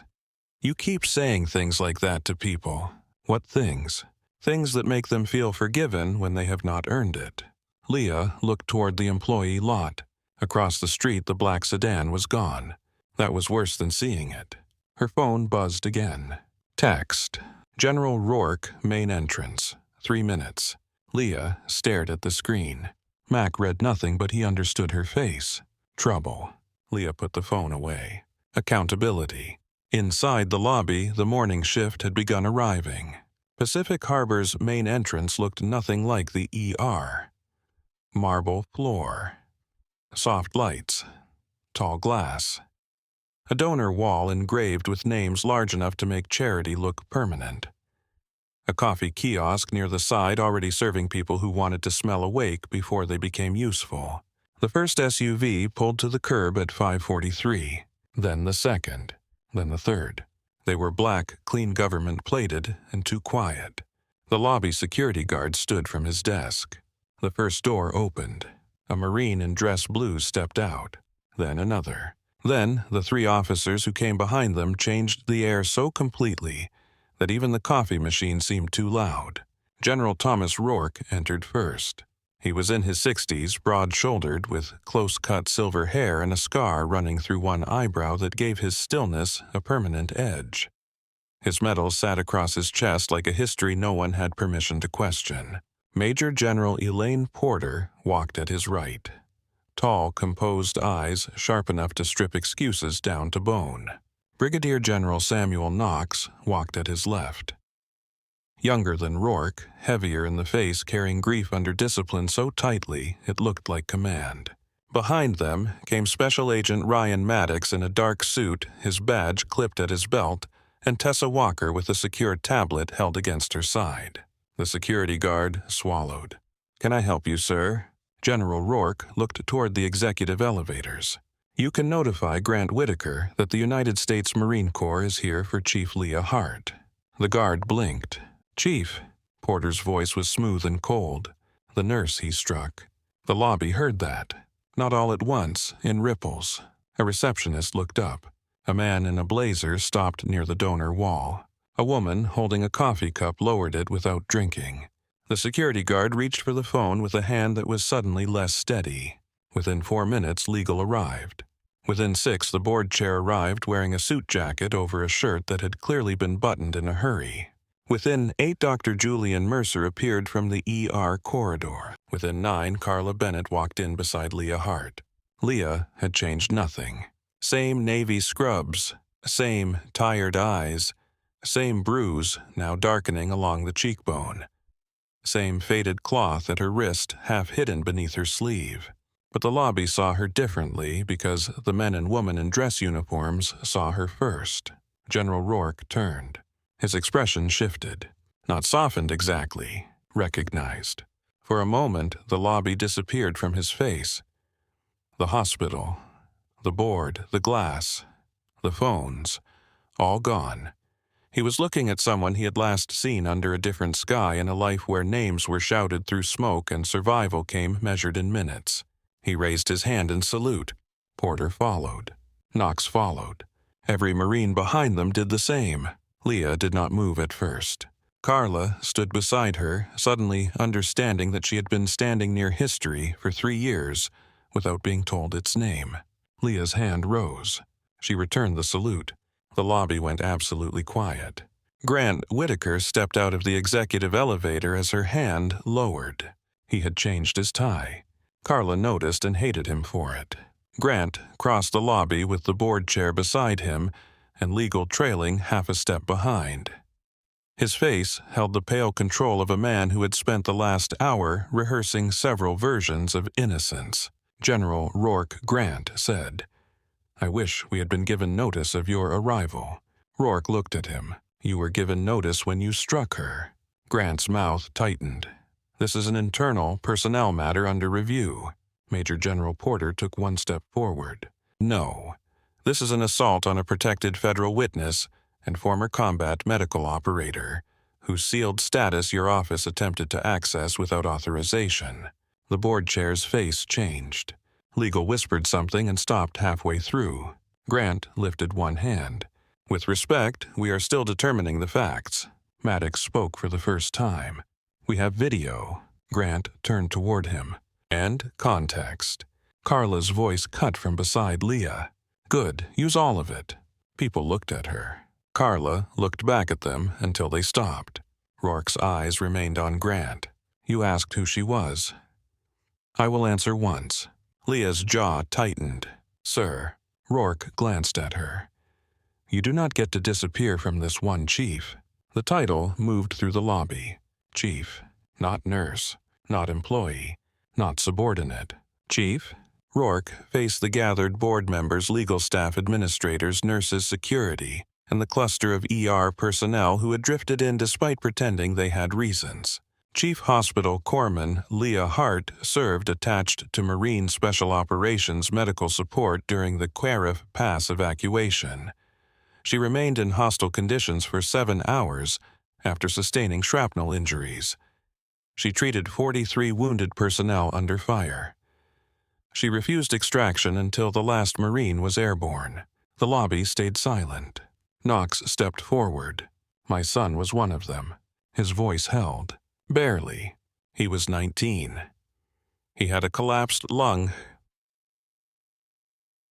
2 broken ribs, and enough blood loss that his chart later said survival was unlikely. He told me a woman called Wren kept slapping his face every time he tried to close his eyes. Leah looked down. Knox continued. He lived 9 more years because of her. No one moved. Even Grant seemed caught not by remorse, but by the sudden discovery that the person he had reduced in public existed inside other people as a debt. Porter opened the tablet Tessa handed her.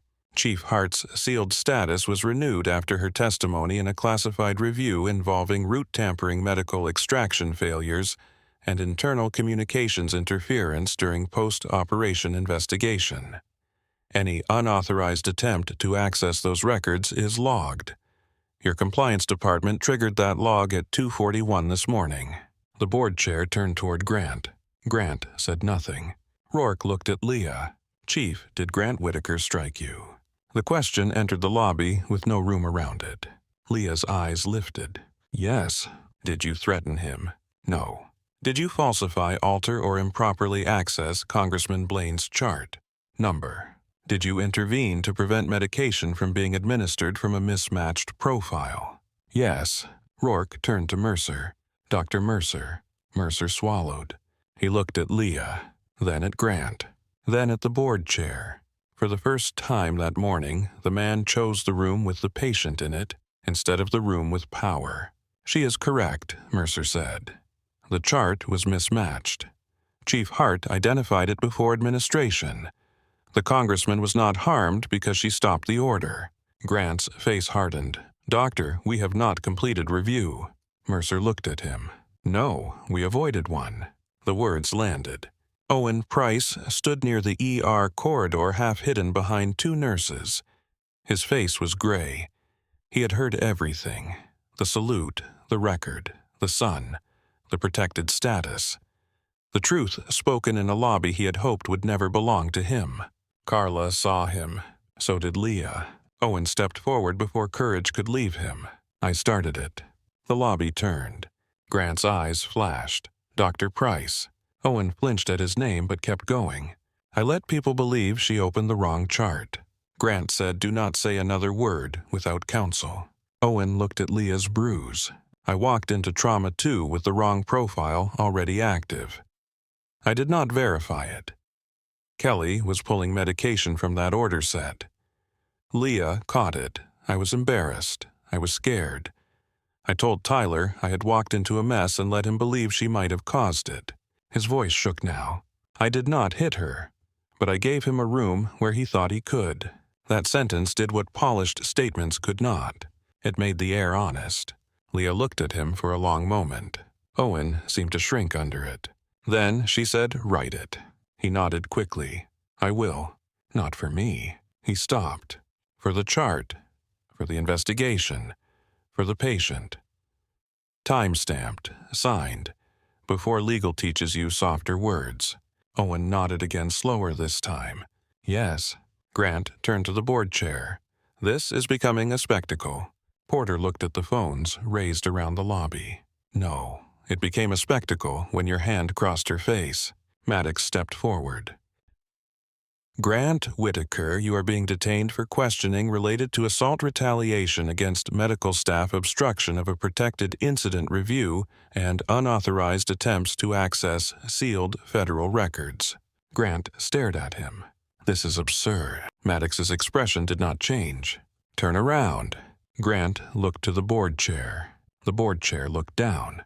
That was the moment Grant understood the true nature of institutional loyalty. It did not love power. It loved survival. When one man became heavier than the system could carry, the system set him down. Maddox reached for cuffs. Leah spoke. "Not here." Maddox paused. "Chief, do not cuff him in the lobby." Grant turned toward her, something like disbelief moving across his face. Leah's voice remained even. "This place has seen enough performance." Maddox studied her for a second, then nodded once. Side hall. Grant was escorted past the donor wall, past the coffee kiosk, past the glass doors where dawn had begun to brighten the wet pavement outside. No one applauded. No one cheered. The silence was not mercy. It was witness. As he passed, Leah Grant stopped. Maddox's hand tightened on his arm. Grant looked at the bruise on her cheek. For 1 second, the polished words left him. "What are you?" he asked. Leah held his gaze. "Tired?" Maddox moved him forward. The side hall swallowed them. In the lobby, the uniforms remained. Staff remained. The board remained. The truth, once dragged into the open, did not know how to become small again. General Rourke turned back to Leah. "Chief." "Sir, you need medical evaluation." "I have been evaluated." Carla made a sound. Leah glanced at her. "Carla said, by yourself in a supply room with a cold pack you almost threw in a sink." Porter's eyebrow lifted. Rourke looked almost amused, which on his face still looked dangerous. "Then you need a real one." Leah looked toward the ER corridor. "I have patience." Knox said quietly, "So are you." That reached her. Not because it was dramatic, because it was said by a man whose son had once been her patient and survived long enough to become a grief instead of a corpse. Leah looked away first. Mercer stepped forward. "I can arrange an exam upstairs." Carla's head turned slowly. "Absolutely not upstairs." Mercer did not argue. "Then here. Staff health room, now." Leah did not move. Carla stepped closer. "Do not make me become embarrassing in front of generals." Leah looked at Rourke. He said nothing. That was worse. She finally nodded. As Carla guided her toward the side corridor, Owen remained where he was holding the weight of his own words. He looked as if he wanted to say something else. Leah stopped beside him. Owen straightened. She said, "Do the statement before you speak to me again." "Yes." She walked on. Carla stayed beside her until they reached the staff health room. The door closed behind them, leaving the lobby to exhale. Inside the room was small. One exam table, one sink, one cabinet. A poster about workplace injury reporting curled at one corner. Carla pulled gloves from a box. Leah sat on the edge of the table. "This is unnecessary." Carla turned on the exam light. "Your face is purple, and the United States Marine Corps is in my lobby. Nothing about today is unnecessary." Leah looked at the floor. Carla tilted her chin gently with 2 fingers and examined the bruise. The touch was careful. The care was harder to endure than pain. "You knew they would come," Carla said.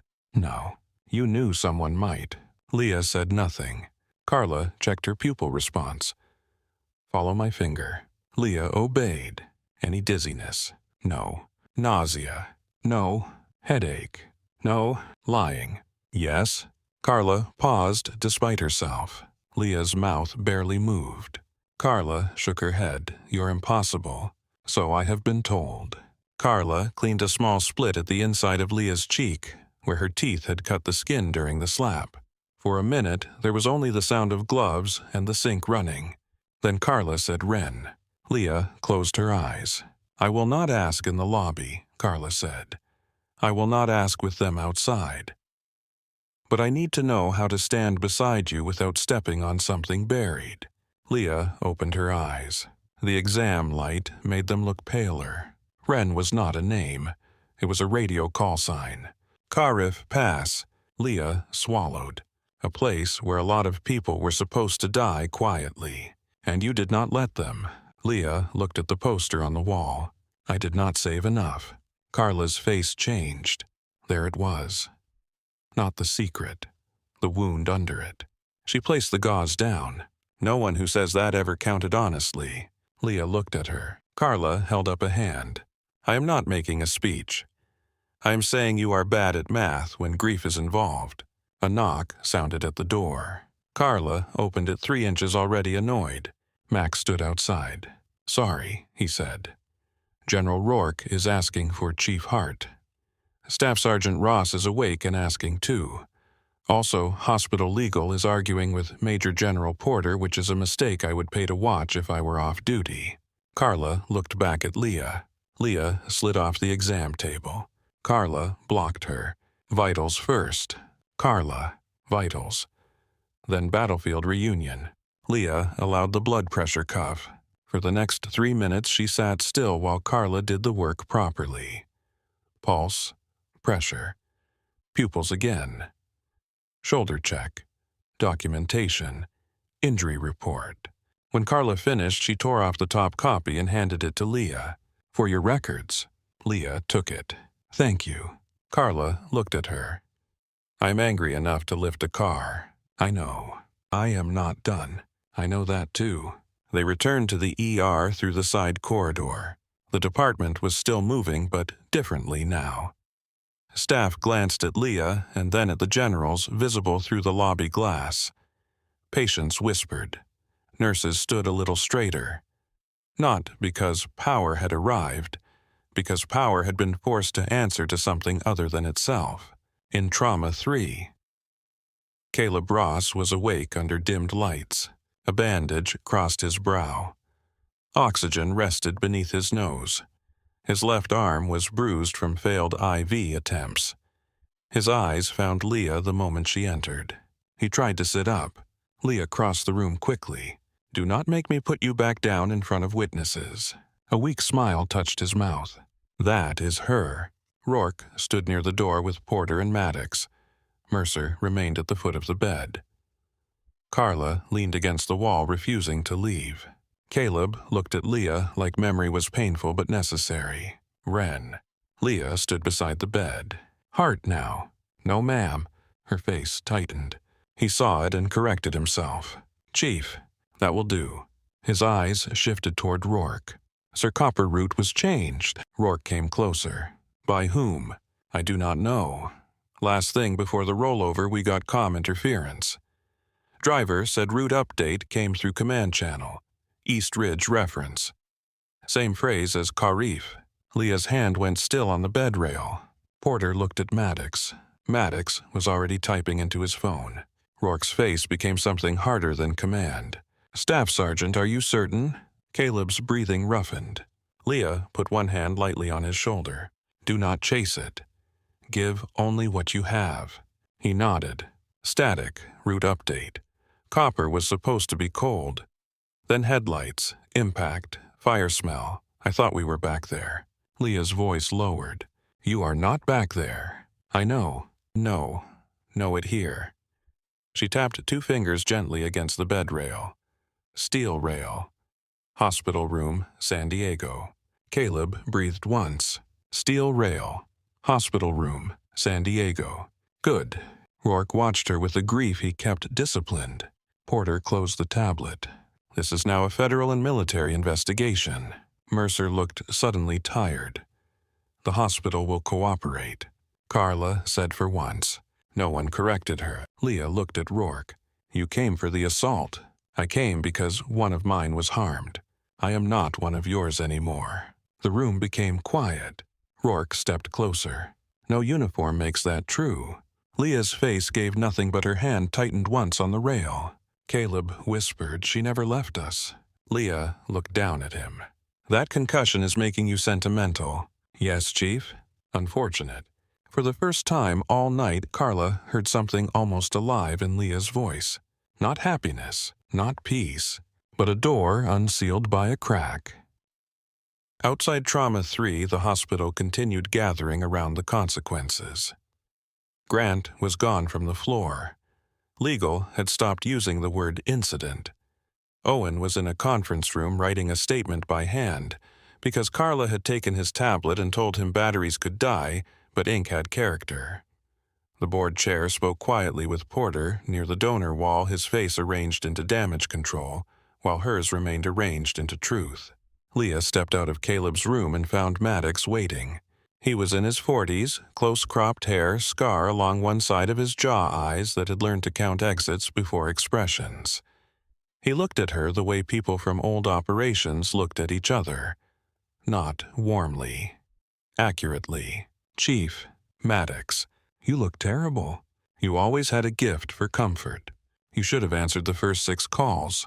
You should have stopped calling after 5. His mouth almost moved. Almost. Then he looked at the bruise. The almost smile disappeared. "I should have been inside." No. Leah. No. The name from him carried a different weight. Not hospital weight, not rank, something older. She stepped closer, lowering her voice. "You were assigned passive watch because I asked for a civilian life. You were assigned passive watch because 3 dead witnesses taught command to stop trusting distance. I am still allowed to stand alone." Maddox looked past her toward the lobby where the generals waited. Apparently not when hospital executives start swinging. Leah said nothing. He softened only enough for someone like him to notice. Rourke wants a formal statement. Porter wants to lock down the hospital records. Knox wants to speak with you privately. And Ross is going to need protection until we know who changed that route. Leah looked toward Trauma 3. He is 28. Yes. He should not know any of this language. No. The hallway lights hummed. Somewhere behind them, a patient laughed at something Carla said. The laugh sounded out of place and necessary. Leah looked back at Maddox. "I need coffee. You need medical leave." "I need coffee first." Maddox studied her. Then he stepped aside. "Carla said you would say that. She has become difficult. She said the same about you." Leah walked past him toward the nurses' station. The ER parted for her now, but not in the way she wanted. People watched her with new knowledge in their faces. Respect, guilt, awe, confusion. None of it fit comfortably. She wanted the old invisibility back, but it had been broken in public, and public things did not return to private just because a person missed the quiet. At the nurses' station, Anna handed her a cup. "I made it fresh." Leah accepted it. "Thank you." Anna hesitated. "Chief." Leah looked at her. Anna swallowed. "I am sorry I froze." Leah took one sip. It was terrible coffee. "You dropped a tray." Then you labeled the tube correctly with both hands shaking. Anna blinked. "That counts as functioning." Anna's eyes filled. Leah looked away before the gratitude could become too much. Carla came up beside her. "You are being nice. Should I call neurology?" Leah drank the coffee. "This is punishment enough." Carla smiled despite herself. Through the glass, the first line of sunrise cut across the lobby floor. It touched the donor wall. Then the Marine's polished shoes. Then the bruise on Leah's face as she stood behind the nurses' station holding bad coffee, surrounded by people who finally understood that the quietest person in the room had been carrying a battlefield under her skin. General Rourke approached from the lobby. "Chief Hart." Leah turned. The ER noise continued around them. He looked at the floor, the staff, the patients, the station where she had been struck, then back at her. "We need a room." Leah set the coffee down. "For the investigation. For what you want done after it." Carla's eyes narrowed. Leah looked at Rourke for a long moment. Then she nodded toward the old consultation room beside the trauma hall. It has bad chairs. Rourke's expression did not change. I have sat in worse. Leah walked with him toward the room, past the crash cart, past the monitors, past Owen's closed conference door, past the ER that had tried to reduce her to a roomer and now had to make space for her truth. The old consultation room had bad chairs, bad light, and one narrow window that looked out at a concrete wall. Leah chose the chair with its back to the corner. General Rourke noticed. So did Maddox. Carla noticed both of them noticing and hated the entire room for making sense. Dr. Mercer entered last, carrying a folder he had not opened. His white coat looked less like authority now and more like something he had forgotten to take off. Major General Porter stood near the window. Brigadier General Knox remained by the door, with his hands clasped in front of him, silent, steady, careful not to crowd the woman who had once kept his son alive. Rourke sat across from Leah. "You heard what I said out there." "Yes, sir." "I asked what you want done after the investigation." Leah looked at the table between them. Someone had carved initials into the edge years ago. A tiny act of rebellion in a hospital that tried to make every surface washable. Carla leaned against the wall. "She wants coffee. She also wants to pretend her face is fine, but we are not honoring that lie." Leah did not look at her. "My face is not the problem." "No," Carla said, "it is evidence." Porter's eyes moved to Leah's cheek, then back to her face. "Chief Hart Grant Whitaker will be removed from access while federal review proceeds. The hospital records are being preserved. Staff statements are being collected." Leah nodded. Rourke watched her. "That is not enough for you." It was not a question. Leah sat very still. For 3 years, she had worked inside Pacific Harbor, as if quiet could be a country. She had learned the supply routes, the blind spots, the fastest path from Ambulance Bay to Trauma 1. The nurse who always needed backup, but never asked the resident who lied to himself before he lied to others, the patients who apologized for bleeding on clean sheets. She had made herself small enough to function. Tonight had broken that. Not the slap. The slap was only the loudest part. The hospital nearly treated the wrong patient because the room moved too fast around power, she said. Then the hospital nearly buried the truth because the same power needed somewhere to put its embarrassment. Mercer lowered his eyes. Leah continued. "Those are not separate failures." No one spoke. Outside the consultation room, the ER kept moving. A monitor alarm chirped twice and stopped. Someone laughed softly, then apologized for laughing. Wheels rolled past the door. Leah reached into her pocket and pulled out the folded injury report Carla had given her. She placed it on the table. Then she removed her badge and placed it beside the paper. Then the faded strip of field cloth from her wrist. Carla straightened. Leah's hand remained near the cloth for one breath before she let go. "This place trains people to follow orders," she said. "It does not train them to question pressure. Not real pressure. Not when the patient has a title. Not when the physician is embarrassed. Not when legal starts choosing words before medicine finishes choosing facts." Porter folded her arms. "What do you want?" "A room." Carla looked at her. "You already picked a terrible one." "Not this room." Rourke's face did not change, but his attention sharpened. Leah looked at Mercer. "I want a simulation lab that belongs to the trauma floor, not donors. I want nurses, residents, paramedics, security registration, and administration trained together. Not in separate, polite sessions where everyone pretends hierarchy does not get people killed." Mercer looked up. Leah's voice stayed even. "Identity verification under VIP pressure. Medication chain discipline when everyone is watching. De-escalation when panic has hands. Veteran crisis response. Workplace violence response that does not begin by asking what the victim did to provoke it. Chain of command failure. Moral injury. After action review with name still attached." Carla stared at her. The words did not come like a speech. They came like inventory. Like Leah had been carrying the blueprint in silence for a long time and had finally set it down. Rourke looked at Porter. Porter nodded once. Knox spoke for the first time. "You had this ready." Leah looked at him. I had pieces. And the rest. She touched the injury report. The rest became clear tonight. Mercer set his folder on the table. His voice came rougher than usual. I will support it. Carla laughed once without humor.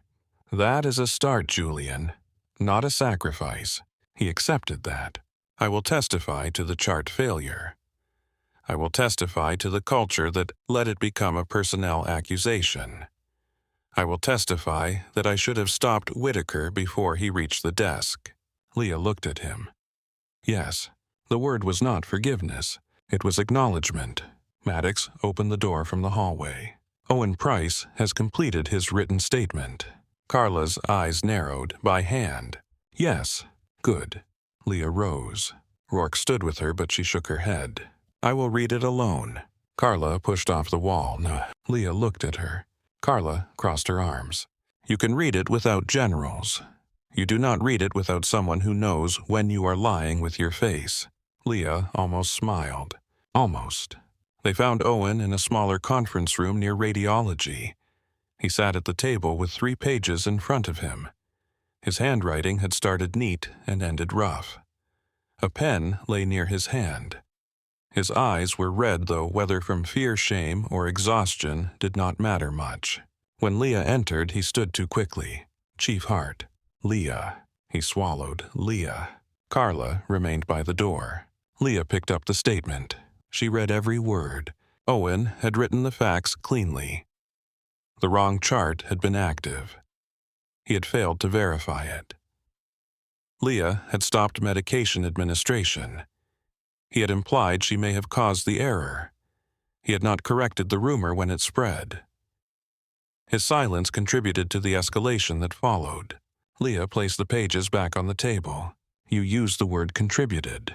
Owen flinched. Yes, use caused. He looked at her. Carla did not move.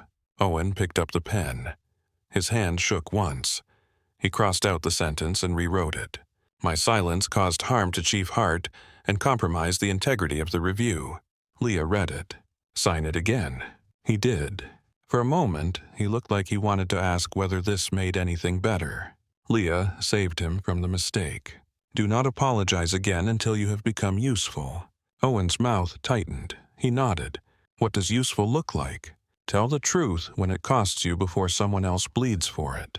He looked down at the paper. Yes? Leah walked out. Carla stayed behind 1 second longer.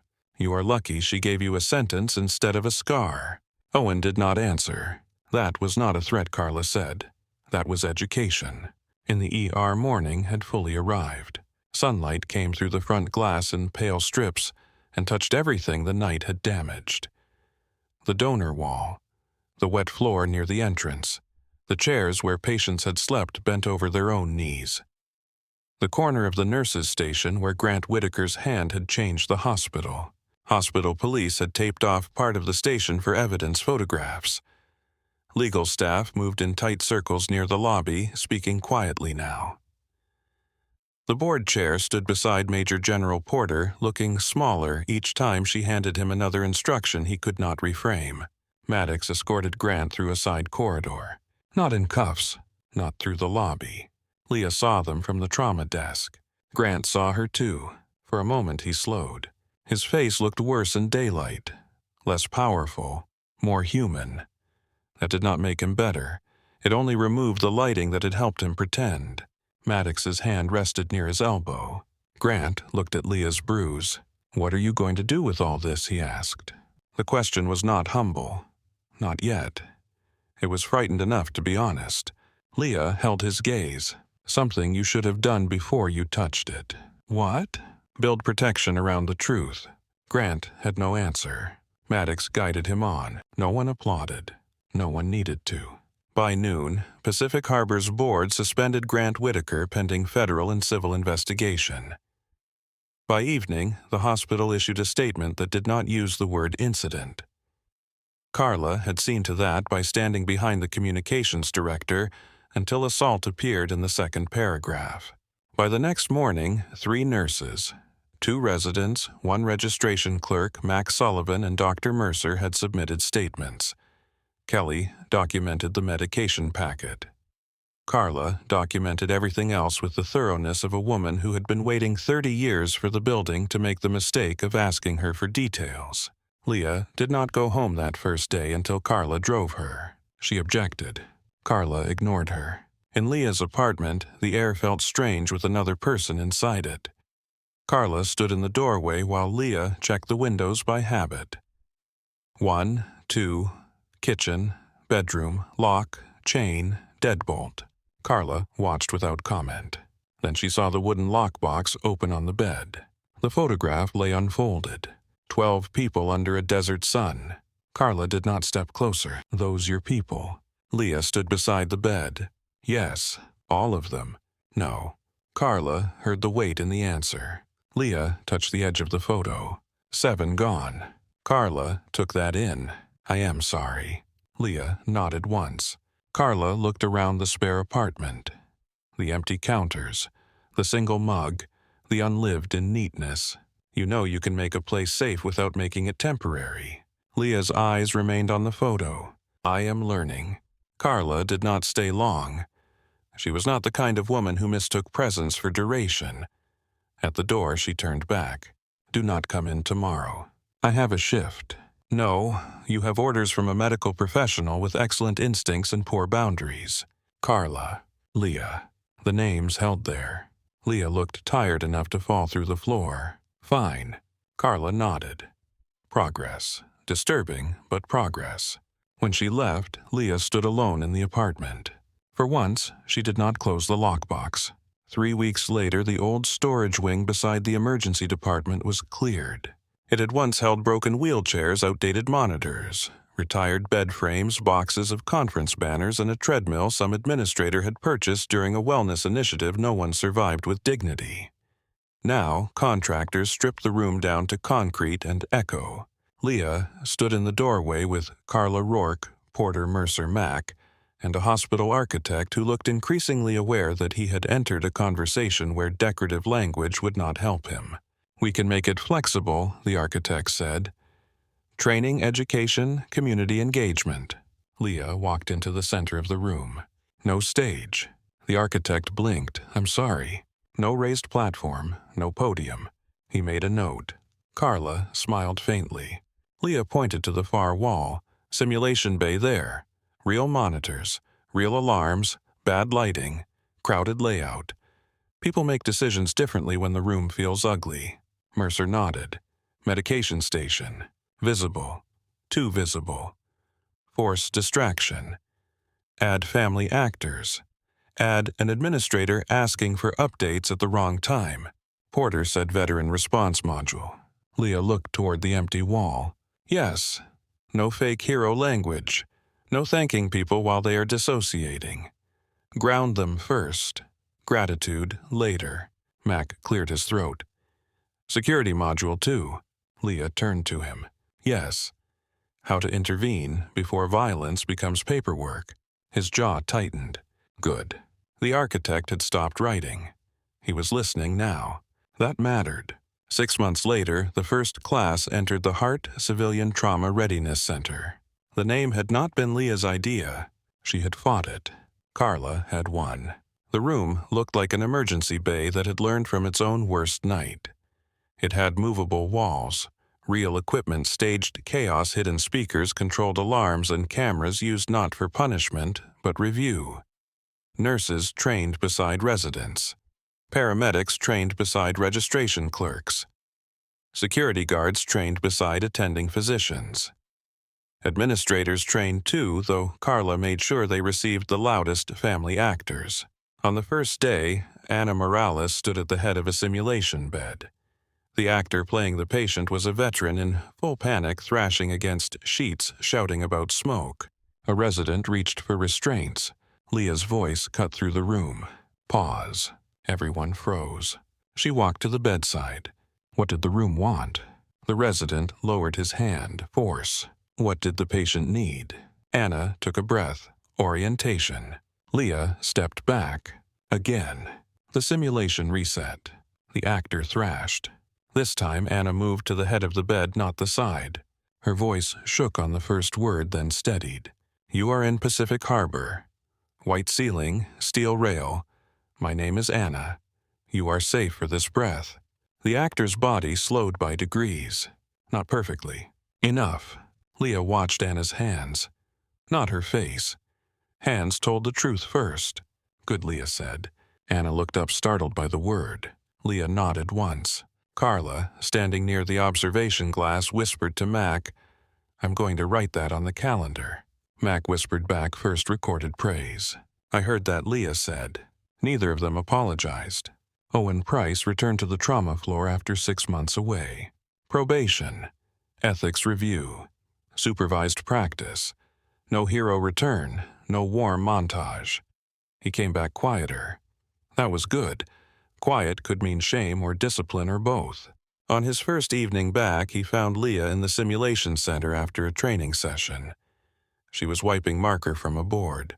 I finished the veteran crisis module, he said. I know. Carla graded me like she was preparing evidence. She enjoys consistency. He looked at the floor, then at her. I still hear it. Leah capped the marker. The slap. My silence before it. She looked at him then. Good. He had found the right sound. What do I do with that, he asked. Do not waste it trying to feel clean. He nodded slowly. Use it to stay awake. Owen stood there for a moment, then left without asking for forgiveness. That was the first useful thing he did. Grant Whitaker never returned to Pacific Harbor. Months passed before the legal process finished enough for the public to understand pieces of it. Assault, retaliation, obstruction of review, unauthorized record access attempts, civil settlement, resignation, loss of licensure pathways tied to hospital administration. He did not become a myth. He became a deposition, then a caution whispered in boardrooms by men who still feared the wrong thing. During questioning, an attorney asked him why he had struck Leah Hart. Grant gave polished answers first. Stress, escalation, miscommunication, organizational pressure. Then the attorney played the video with sound. The room heard the slap. Grant watched himself. After a long silence, he said, because she would not lower her eyes. That was the sentence that stayed. Not because it was large, because it was small enough to be true.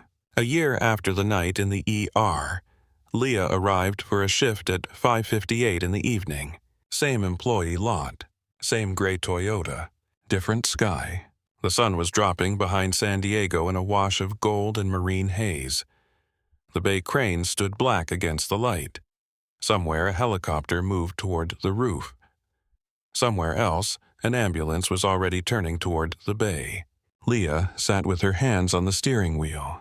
Her phone lit up. Message from Carla. Do not skip dinner. I have spies. Leah typed back. Your spies over chart. A second message came from Maddox. Ross cleared for testimony. Also, he asked if Wren still makes terrible coffee. Leah looked at the screen for a long time. Then she answered.